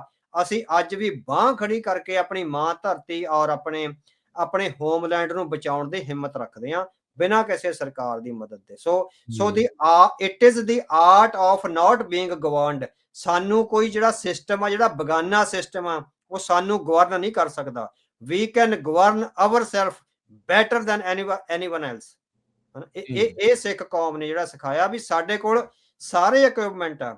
ਜਦੋਂ 2023 ਵਿੱਚ ਹੜ੍ਹ ਆਇਆ ਨਾ ਘੱਗਰ ਵਾਲੇ ਦਰਿਆ ਚੋਂ ਜੀ, ਉਦੋਂ ਵੀ ਇਸ ਤਰ੍ਹਾਂ ਹੀ ਸਾਡੇ ਟਰੈਕਟਰ ਆ ਜਿਹੜੇ ਘੂਕਦੇ ਫਿਰਦੇ ਸੀਗੇ ਸੜਕਾਂ ਤੇ ਪਾਣੀ ਵਿੱਚ, ਨਾ ਜਿੱਦਾਂ 6-6 7-7 ਫੁੱਟ ਪਾਣੀ। ਇੱਕ ਹਿੰਦੂ ਲੇਡੀ ਨੇ ਟਵੀਟ ਕਰਿਆ ਸੀ, ਕਹਿੰਦੀ ਸਿੱਖਾਂ ਦੇ ਟਰੈਕਟਰ ਪਾਣੀਆਂ ਵਿੱਚ ਐਂ ਘੂਕਦੇ ਫਿਰਦੇ ਆ ਜਿੱਦਾਂ ਜੰਗ ਲੱਗੀ ਹੋਈ ਤੇ ਫੌਜਾਂ ਦੇ ਟੈਂਕ ਘੂਕਦੇ ਫਿਰਦੇ ਹੁੰਦੇ ਆ, ਹਨਾ। ਵੀ ਅੱਜ ਟਰੈਕਟਰ ਆ ਜਿਹੜੇ ਸਾਡੇ ਲਈ ਟੈਂਕ ਬਣ ਕੇ ਆਏ ਆ। ਤੁਸੀਂ ਦੇਖੋ ਜਿਸ ਤਰ੍ਹਾਂ ਸਾਡੇ ਟਰੈਕਟਰਾਂ ਨੇ ਔਰ ਸਾਡੇ ਉਹਨਾਂ ਚਲਾਉਣ ਵਾਲੇ ਨੌਜਵਾਨਾਂ ਨੇ ਜਿਸ ਜੋਸ਼ ਔਰ ਜਿਸ ਜਜ਼ਬੇ ਨਾਲ ਬੰਨ ਮਾਰੇ ਹੈਗੇ ਆ, ਉਹ ਵਾਕਈ ਇੱਕ ਜੰਗ ਵਰਗੀ ਸਥਿਤੀ ਆ। ਉਸ ਜੰਗ ਵਿੱਚ ਜਿਹੜੇ ਟਰੈਕਟਰ ਆ ਸਾਡੇ ਟੈਂਕਾਂ ਦਾ ਕੰਮ ਕਰ ਰਹੇ ਹੈਗੇ ਆ, ਵੀ ਪਾਣੀਆਂ ਵਿੱਚੋਂ ਛੂਕਦੇ ਜਾ ਰਹੇ ਹੈਗੇ ਆ, ਮਿੱਟੀ ਲੈ ਕੇ, ਰਸਦਾਂ ਲੈ ਕੇ, ਆ ਸਾਰਾ ਕੁਝ ਜੋ ਵੀ ਲੋੜਵੰਦ ਚੀਜ਼ਾਂ ਨੇ। ਸੋ ਸਾਨੂੰ ਉਸ ਸਥਿਤੀ ਵਿੱਚ ਇੱਕ ਬਸਤੀਵਾਦੀ ਸਿਚੁਏਸ਼ਨ ਵਿੱਚ ਜਿਹੜਾ ਰਹਿਣ ਦਾ ਹੈਗਾ, ਉਹਨੂੰ ਜਿਹੜਾ ਰੈਜ਼ੀਲੀਅੰਸ ਹੈਗਾ, ਜਿਹੜਾ ਰੈਜ਼ੀਲੀਐਂਟ ਇੱਕ ਮਾਈਂਡ ਹੈਗਾ। ਸੋ ਉਹ ਰੈਜ਼ੀਲੀਅੰਸ ਵੀ ਉਹ ਜਦੋਂ ਐਡੀ ਵੱਡੀ ਵਿਫਤਾ ਪਈ ਹੋਵੇ, ਇਹਨੂੰ ਇਹ ਚੜ੍ਹਦੀ ਕਲਾ ਕਹਿੰਦੇ ਆ। ਸੋ ਚੜ੍ਹਦੀ ਕਲਾ ਦਾ ਅਸਲ ਮੀਨਿੰਗ ਇਹ ਹੈ ਵੀ resilience in the event of ਜਿਹੜੀ ਇੰਨੀ ਡਿਪਰੈਸ ਸਿਚੁਏਸ਼ਨ ਹੋਵੇ, ਇੰਨੀ ਵੱਡੀ ਚੁਣੌਤੀ, ਇੰਨੇ ਵੱਡੇ ਚੈਲੰਜ ਵਿੱਚ ਰੈਜ਼ੀਲੀਐਂਟ ਹੋ ਜਾਣਾ, ਇਹੋ ਹੀ ਚੜ੍ਹਦੀ ਕਲਾ ਦਾ ਪ੍ਰਤੀਕ ਆ। ਇਹ ਚੜ੍ਹਦੀ ਕਲਾ ਦਾ ਪ੍ਰਤੀਕ, ਇਹ ਜੋ ਦ੍ਰਿਸ਼ ਦੇਖਿਆ, ਇੱਕ ਪਾਸੇ ਪ੍ਰਸ਼ਾਸਨ, ਇੱਕ ਪਾਸੇ ਜਿਹੜੀ ਸੈਂਟਰ ਆ ਉਹ ਪੰਜਾਬ ਨੂੰ ਡੁਬਾ ਰਹੀ ਆ। ਅਰਦਾਸ ਕਰਦੇ, ਪਾਠ ਕਰਦੇ, ਜਦੋਂ ਬੰਨ ਮਾਰਦੇ ਆ, ਉਹ ਜਿਹੜੀਆਂ ਭਾਵਨਾਤਮਕ ਆਪਾਂ ਵੀਡੀਓ ਦੇਖਦੇ ਆ, ਜਿਹੜੇ ਮਦਦ ਕਰਨ ਆਏ ਲੋਕ ਆ ਉਹਨਾਂ ਨੂੰ ਪ੍ਰਸ਼ਾਦਾ ਛਕਾਉਂਦੇ ਆ। ਜਦੋਂ ਇਹ ਸਿੱਖ ਛਕਾਉਂਦੇ ਆ ਪ੍ਰਸ਼ਾਦਾ, ਜਦੋਂ ਇਹ ਤਸਵੀਰਾਂ, ਇਹ ਵੀਡੀਓ ਦੇਖਦੇ ਆ ਤੇ ਦਿੱਲੀ ਤਾਂ ਫੇਰ ਡਰਦੀ ਹੋਣੀ। ਹਾਂਜੀ, ਫਿਰ ਉਹਨਾਂ ਨੂੰ ਉਹਨਾਂ ਦੇ ਜਿਹੜੇ ਐਜੂਕੇਸ਼ਨਿਸਟ ਆ, ਜਿਹੜੇ ਅਥੋਰੈਟੀਸ਼ੀਅਨਸ ਆ ਜਾਂ ਜਿਹੜੇ ਹਿਸਟੋਰੀਅਨਸ ਆ, ਉਹਨਾਂ ਲਈ ਉਹ ਇਹ ਕਹਿ ਕੇ ਨਗੇਟ ਕਰ ਦੇਣ ਵੀ ਸਾਡਾ ਦੁਸ਼ਮਣ ਆ, ਵੀ ਚਲੋ ਸਾਨੂੰ ਇਹਦੇ ਬਾਰੇ ਸੋਚਣ ਦੀ ਲੋੜ ਨਹੀਂ। ਪਰ ਜੇ ਕੋਈ ਸੀਰੀਅਸ ਹੋਊਗਾ, ਈਵਨ ਹੁਣ ਤਾਂ ਬਹੁਤ ਸਾਰੇ ਜਿਹੜੇ ਚੇਤਨ ਹਿੰਦੂ ਨੇ, ਇੱਕ ਹਰਿਆਣੇ ਦੀ ਬੱਚੀ ਆ, ਉਹ ਲਗਾਤਾਰ ਉਹਦੀਆਂ ਵੀਡੀਓਜ਼ ਆ ਰਹੀਆਂ, 5-6 ਵੀਡੀਓਜ਼ ਆ ਗਈਆਂ। ਬਹੁਤ ਸਾਰੇ ਫਿਲਮੀ ਐਕਟਰ ਆ ਜਿਹੜੇ ਹਿੰਦੀ ਫਿਲਮ ਡਿਪਾਰਟਮੈਂਟ ਨਾਲ ਸੰਬੰਧ ਰੱਖਦੇ ਆ, ਉਹਨਾਂ ਦੀਆਂ ਆ ਗਿਆ ਵੀ ਪੰਜਾਬ ਇਕੱਲਾ ਹੀ ਖੜਾ, ਆਓ ਪੰਜਾਬ ਦੀ ਬਾਂਹ ਫੜੀਏ। ਉਹਨਾਂ ਨੂੰ ਮਹਿਸੂਸ ਤਾਂ ਹੋਣ ਲੱਗ ਗਿਆ ਵੀ ਪੰਜਾਬ ਇਕੱਲਾ ਹੋ ਗਿਆ, ਹਨਾ। ਉਹ ਜਿਹੜੀ ਇਹ ਭਾਵਨਾ ਹੈਗੀ, ਔਰ ਉਹਨਾਂ ਇਹ ਵੀ ਉਹ ਕਰ ਰਹੇ ਹੈਗਾ ਵੀ ਪੰਜਾਬ ਇਕੱਲਾ ਹੀ ਆਪਣੇ ਆਪ ਨੂੰ ਜਿਹੜਾ ਹੈਗਾ ਵੀ ਮੈਨੇਜ ਕਰਨ ਦੀ ਸਮਰੱਥਾ, ਇਹ ਉਹਨਾਂ ਨੂੰ ਪਤਾ ਲੱਗ ਗਿਆ ਹੋਇਆ, ਸੈਲਫ ਸਫੀਸ਼ੀਐਂਟ ਆ। ਹਾਂ, ਵੀ ਸੈਲਫ ਸਫੀਸ਼ੀਐਂਟ ਆ। ਸੋ ਇਹ ਸਵੈ ਸਮਰੱਥ ਕੌਮ ਦੀ ਜਿਹੜੀ ਨਿਸ਼ਾਨੀ ਆ। ਬਹੁਤ ਸਾਰੇ ਜਿਹੜੇ ਚੇਤਨ ਲੋਕ ਆ, ਉਹਨਾਂ ਦੇ ਮਨਾਂ ਵਿੱਚ ਇਹ ਭਾਵਨਾ ਜਿਹੜੀ ਆਉਣ ਲੱਗੀ ਹੈਗੀ ਆ। ਸੋ ਇਹ ਭਾਵਨਾ ਸਿੱਖਾਂ ਲਈ ਪੋਜ਼ਿਟਿਵ ਹੁੰਦੀ ਆ ਜਾਂ ਇੰਡੀਅਨ ਸਟੇਟ ਆ ਉਹਨੂੰ ਨੈਗੇਟਿਵ ਕਰ ਦਿੰਦੀ ਆ, ਉਹ ਭਵਿੱਖ ਵਿੱਚ ਦੇਖਣਾ ਹੋਵੇਗਾ। ਪਰ ਇਹ ਜਿਹੜੇ ਗੂੰਜਦੇ ਜਕਾਰੇ ਹੈਗੇ ਆ, ਉਹਨਾਂ ਨੇ ਇੱਕ ਸੰਦੇਸ਼ ਜ਼ਰੂਰ ਦਿੱਤਾ ਵੀ ਖਾਲਸਾ ਪੰਥ ਆਜ਼ਾਦ ਸੀ, ਆਜ਼ਾਦ ਹੈ ਔਰ ਆਜ਼ਾਦ ਰਹੇਗਾ। ਅਕਾਲ ਪੁਰਖ ਕੀ ਜਿਹੜੀ ਆ ਮੌਜ ਆ, ਉਸ ਦੇ ਵਿੱਚ ਹੀ ਜਿਹੜਾ ਇਹ ਚੱਲਦਾ ਆ ਤੇ ਉਹ ਆਪਾਂ ਨੂੰ ਨਜ਼ਰ ਆਉਂਦਾ ਆ। ਤਾਂ ਹੀ ਆਈ ਥਿੰਕ ਅਵਤਾਰ ਸਿੰਘ ਜੀ, ਇਹ ਆਖਿਆ ਜਾਂਦਾ ਨਾ ਵੀ ਜਿਹੜੇ ਗੁਰੂਆਂ ਪੀਰਾਂ ਦੀ ਧਰਤੀ ਆ, ਜਿਹੜਾ ਇੱਥੇ ਦਾ ਪਾਣੀ ਆ, ਜਿਹੜੇ ਇੱਥੇ ਦੀ ਧਰਤੀ ਆ, ਜਿਹੜੇ ਇੱਥੇ ਦੀ ਹਵਾ ਆ, ਉਹਦੇ ਵਿੱਚ ਵਾਕਿਆ ਹੀ ਕੋਈ ਜਾਦੂ ਆ, ਜਿਹੜਾ ਇਹਨਾਂ ਦੇ ਰਗ ਦੇ ਵਿੱਚ ਇਹ ਚੀਜ਼, ਇਹ ਸਿਧਾਂਤ ਜਿਹੜੇ ਆ ਉਹ ਪਰੋਏ ਪਏ ਨੇ। ਤੇ ਆਪਾਂ ਇਹੀ ਅਰਦਾਸ ਕਰਦੇ ਵੀ ਇਸੇ ਤਰੀਕੇ ਦੇ ਨਾਲ, ਇਹ ਜਜ਼ਬਿਆਂ ਦੇ ਨਾਲ, ਇਹ ਚੜ੍ਹਦੀ ਕਲਾ ਦੇ ਪ੍ਰਤੀਕਾਂ ਦੇ ਵਿੱਚ ਆਪਾਂ ਇਦਾਂ ਹੀ ਅੱਗੇ ਜਿਹੜਾ ਉਹ ਵੱਧਦੇ ਰਹੀਏ। ਇੰਨੀਆਂ ਕੁ ਜ਼ਿਆਦਾ ਹੁਣ ਆਪਾਂ ਦੇਖ ਰਹੇ ਹਾਂ ਅਵਤਾਰ ਸਿੰਘ ਜੀ ਵੀ ਜਿਹੜੀਆਂ ਸਿੱਖ ਸੰਸਥਾਵਾਂ ਵੱਖ-ਵੱਖ, ਉਹਨਾਂ ਦੀ ਸਰਗਰਮੀ ਵਧੀ ਆ ਕੀ ਇਹ ਪੰਥਕ ਏਕੇ ਦਾ ਸੰਦੇਸ਼ ਦਿੰਦੀ ਹੈ? ਹਾਂਜੀ, ਹਾਂਜੀ, ਬਿਲਕੁਲ। ਸੋ ਗੁਰੂ ਧਾਮ ਨੇ, ਸਿੱਖ ਸੰਸਥਾਵਾਂ ਨੇ, ਈਵਨ ਕੁਛ ਗੈਰ ਸਿੱਖ ਸੰਸਥਾਵਾਂ ਵੀ ਨੇ, ਈਵਨ ਹਰਿਆਣੇ ਤੋਂ ਬਹੁਤ ਸਾਰੀ ਜਿਹੜੀ ਸਹਾਇਤਾ ਉਹ ਆ ਰਹੀ ਹੈਗੀ। ਸੋ ਇਟ ਮੀਨਸ ਜਿਹੜੀ ਕਿਸਾਨ ਮੋਰਚੇ ਦੌਰਾਨ ਇੱਕ ਏਕਤਾ ਬਣੀ ਸੀ, ਉਹਦਾ ਜਿਹੜਾ ਗੂੰਜਵਾਂ ਸੰਦੇਸ਼ ਆ ਹਰਿਆਣੇ ਦੇ ਪਿੰਡਾਂ ਤੱਕ ਗਿਆ। ਬਹੁਤ ਸਾਰੀ ਜਿਹੜੀ ਸਹਾਇਤਾ ਉਹ ਹਰਿਆਣੇ ਤੋਂ ਆਈ ਹੈਗੀ ਆ। ਈਵਨ ਨਾਰਾਇਣਗੜ੍ਹ ਤੋਂ ਇੱਕ ਮਸਜਿਦ ਵਿੱਚੋਂ ਜਿਹੜੀਆਂ ਹੈਗੀਆਂ 10-15 ਜਿਹੜੀਆਂ ਜੀਪਾਂ ਔਰ 2-3 ਗੱਡੀਆਂ ਉਹ ਆਈਆਂ ਹੈਗੀਆਂ। ਸੋ ਇਟ ਮੀਨਸ ਆ ਜਿਹੜਾ ਗੁਰੂ ਸਾਹਿਬ ਦਾ ਸੰਦੇਸ਼ ਆ ਜਿਹੜਾ ਉਹ ਕਿਤੇ ਨਾ ਕਿਤੇ ਜਿਹੜੀਆਂ ਗੈਰ ਸਿੱਖ ਕਮਿਊਨਿਟੀਜ਼ ਆ ਉਹਨਾਂ ਨੂੰ ਵੀ ਸਮਝ ਆਉਣ ਲੱਗਿਆ ਹੈਗਾ। ਔਰ ਇਹ ਵੀ ਸਮਝ ਆਉਣ ਲੱਗਿਆ ਵੀ ਜੇ ਖਾਲਸੇ ਦਾ ਰਾਜ ਹੋਵੇ ਤਾਂ ਕਿੰਨੀ ਸਵੈ ਸਮਰੱਥ ਕੌਮ ਹੈ ਜਿਹੜੀ ਉਹ ਸਿਰਜ ਸਕਦਾ ਹੈਗਾ ਖਾਲਸਾ। ਸ਼ਾਇਦ ਇਹ ਗੁਰੂ ਦੇ ਸੰਦੇਸ਼ ਦਾ ਚਮਤਕਾਰ ਹੀ ਹੈਗਾ ਵੀ ਹਰਿਆਣੇ ਤੋਂ ਜਾਂ ਈਵਨ ਰਾਜਸਥਾਨ ਤੋਂ ਵੀ ਜਿਹੜਾ ਹੈਗਾ ਕਾਫੀ ਹੈ। ਰਾਜਸਥਾਨ ਤੋਂ ਬੇਸ਼ੱਕ ਬਹੁਤੀ ਸਿੱਖ ਸੰਗਤ ਆਈ ਹੈਗੀ ਆ, ਪਰ ਹਰਿਆਣੇ ਤੋਂ ਤਾਂ ਜਿਹੜਾ ਜਾਟ ਭਾਈਚਾਰਾ ਉਹ ਕਾਫੀ ਵੱਡੀ ਗਿਣਤੀ ਵਿੱਚ ਪਿੰਡਾਂ ਵਿੱਚ ਆ ਜਿਹੜੀ ਉਗਰਾਹੀ ਹੋ ਰਹੀ ਆ, ਉਹ ਆ ਵੀ ਰਹੇ ਨੇ, ਪੰਜਾਬ ਨਾਲ ਖੜਨ ਦਾ ਦਮ ਵੀ ਭਰਦੇ ਆ। ਸੋ ਇਹ ਸਵਾਗਤਯੋਗ ਹੈਗਾ ਕਿਉਂਕਿ ਹਰਿਆਣਾ ਤੇ ਪੰਜਾਬ ਆ ਜਿਹੜਾ ਇਹ ਕੋਈ ਦੋ ਐਂਟੀਟੀਜ਼ ਨਹੀਂ ਹੈਗੀਆਂ, ਹਨਾ। ਉਹ ਜੀ ਸਾਡੇ ਜਿਹੜੇ ਭੈਣ ਭਰਾ ਹੈਗੇ ਨੇ ਪੁਆਧੀ ਬੋਲਦੇ ਆ। ਪੁਆਧੀ ਆ ਜਿਹੜੀ ਪੰਜਾਬੀ ਦਾ ਹੀ ਇੱਕ ਜਿਹੜਾ ਹੈਗਾ ਦੂਜਾ ਇੱਕ ਚੌਥੀ ਜਿਹੜੀ ਹੈਗੀ ਲੈਂਗੁਏਜ, ਮਤਲਬ ਕਿ ਉਹਦਾ ਚੌਥਾ ਰੂਪ ਆ ਜਿਹੜਾ ਹੈਗਾ। ਰੋਪੜ, ਪਟਿਆਲਾ, ਸੰਗਰੂਰ, ਬਠਿੰਡਾ, ਮਲੇਰਕੋਟਲਾ, ਇਹ ਇੱਥੋਂ ਸਰਹੰਦ ਤੇ ਇਧਰੋਂ ਫਿਰ ਇਹ ਅੰਬਾਲੇ ਵਾਲੇ ਪਾਸੇ ਨੂੰ ਇਹ ਸਾਰੀ ਜਿਹੜੀ ਪੁਆਧੀ ਸੋ ਪੰਜਾਬੀ ਦੇ ਹੀ ਜਿਹੜੇ ਹੈਗੇ ਉਹ ਵੰਸ਼ਜ ਹੈਗੇ ਆ, ਸਾਡੇ ਹੀ ਵੰਸ਼ਜ ਹੈਗੇ ਆ। ਆਪਾਂ ਜਿਹੜੇ ਹੈਗੇ ਹੜੱਪਾ ਸੱਭਿਅਤਾ ਦੇ ਵੰਸ਼ਜ ਹੈਗੇ। ਸੋ ਇਹ ਸਾਰੇ ਜਿਹੜੇ ਹੈਗੇ ਆ ਇਹ ਹੜੱਪਾ ਸੱਭਿਅਤਾ ਦੇ ਵੰਸ਼ਜ ਹੈਗੇ ਆ। ਸੋ ਜਮਨਾ ਪਾਰ ਤੋਂ ਜਿਹੜੇ ਵਸਦੇ ਲੋਕ ਹੈਗੇ ਆ ਉਹਨਾਂ ਨਾਲ ਸਾਡਾ DNA ਆ ਜਿਹੜਾ ਵੱਖਰਾ ਹੈਗਾ। ਸੋ ਇਹ DNA ਆ ਜਿਹੜਾ ਕਿਤੇ ਨਾ ਕਿਤੇ ਉਹਨਾਂ ਨੂੰ ਉਹ ਕਰ ਰਿਹਾ। ਸਮੁੱਚੀਆਂ ਸਿੱਖ ਸੰਸਥਾਵਾਂ, ਗੈਰ ਸਿੱਖ ਸੰਸਥਾਵਾਂ ਜਿੰਨੀਆਂ ਵੀ ਆ ਰਹੀਆਂ ਨੇ, ਸੋ ਇਹ ਪੰਥਕ ਏਕਤਾ ਦਾ ਸਬੂਤ ਹੈ। ਗੁਰੂ ਗ੍ਰੰਥ ਸਾਹਿਬ ਦੀ ਜਿਹੜਾ ਸਾਰਿਆਂ ਨੂੰ ਮਾਨਸਿਕ ਜਾਤ ਸਭ ਇੱਕੇ ਪਹਿਚਾਨ ਦਾ ਸੰਦੇਸ਼ ਹੈ, ਉਸ ਸੰਦੇਸ਼ ਦੇ ਅਧੀਨ ਸਾਰੀਆਂ ਸੰਸਥਾਵਾਂ ਆ ਰਹੀਆਂ ਨੇ ਔਰ ਸਾਰੀਆਂ ਦਾ ਸਾਨੂੰ ਸਵਾਗਤ ਕਰਨਾ ਚਾਹੀਦਾ, ਚਾਹੇ ਸਿੱਖ ਸੰਸਥਾਵਾਂ ਨੇ ਚਾਹੇ ਗੈਰ ਸਿੱਖ ਸੰਸਥਾਵਾਂ ਨੇ। ਜੀ ਬਿਲਕੁਲ। ਅੱਛਾ ਅਵਤਾਰ ਸਿੰਘ ਜੀ, ਜਾਂਦੇ ਜਾਂਦੇ ਇਸ ਦਾ ਇੱਕ ਜੇ ਆਪਾਂ ਰਾਜਨੀਤਿਕ ਐਂਗਲ ਵੀ ਨਾਲ ਦੇ ਨਾਲ ਬਾਅਦ ਚ ਦੇਖਣਾ ਹੋਵੇ, ਜਿਹੜੀ ਇਹ ਭਾਵਨਾ ਤੋਂ ਆਪਾਂ ਜਿਹੜੀ ਸ਼ੁਰੂ ਕੀਤੀ ਵੀ ਕੇਸਿਕ ਦੇ ਨਾਲ ਧੱਕੇ ਨਾਲ ਲਿਆਂਦੇ ਗਏ ਜਿਹੜੇ ਹੜ੍ਹ, ਲੋਕਾਂ ਦੇ ਵਿੱਚ ਇਹ ਜਿਹੜੀ ਭਾਵਨਾ ਵੀ ਕੁਦਰਤੀ ਨਹੀਂ, ਇਹ ਸਾਜ਼ਿਸ਼ ਆ। ਲੋਕਾਂ ਦੇ ਵਿੱਚ ਇਹ ਭਾਵਨਾ ਵੀ ਹਾਂ ਇਹ ਦੂਜੇ ਦਰਜੇ ਦੇ ਨਾਗਰਿਕ ਦੇ ਤੌਰ ਦੇ ਉੱਤੇ ਇਹਨਾਂ ਨੇ ਰੱਖਣਾ, ਪੰਜਾਬ ਨੂੰ ਇਕੱਲਿਆਂ ਹੀ ਦੇਖਣਾ, ਉਹਨਾਂ ਦੀ ਫਿਕਰ ਨਹੀਂ। ਇਹ ਸਾਰੀਆਂ ਚੀਜ਼ਾਂ ਤੋਂ ਬਾਅਦ ਦੇ ਵਿੱਚ ਸਰਕਾਰਾਂ ਦੀ ਕਾਰਜਕਾਰੀ ਨੂੰ ਦੇਖਦੇ ਹੋਏ ਲੋਕਾਂ ਦੇ ਮਨ ਦੇ ਵਿੱਚ ਕੋਈ ਰਾਜਨੀਤਿਕ ਚੇਂਜ ਜਾਂ ਤਬਦੀਲੀ ਵੀ ਆਪਾਂ ਦੇਖ ਸਕਦੇ ਹਾਂ ਆਉਂਦੇ ਸਮੇਂ 'ਚ? ਹਾਂਜੀ, ਹਾਂਜੀ। ਸੋ ਜਿਹੜੀ ਇਹ ਭਾਵਨਾ ਪੈਦਾ ਹੋ ਰਹੀ ਹੈ ਕਿਉਂਕਿ ਇਹ ਸਪਸ਼ਟ ਹੋ ਰਹੀਆਂ ਨੇ ਬਹੁਤ ਸਾਰੀਆਂ ਗੱਲਾਂ।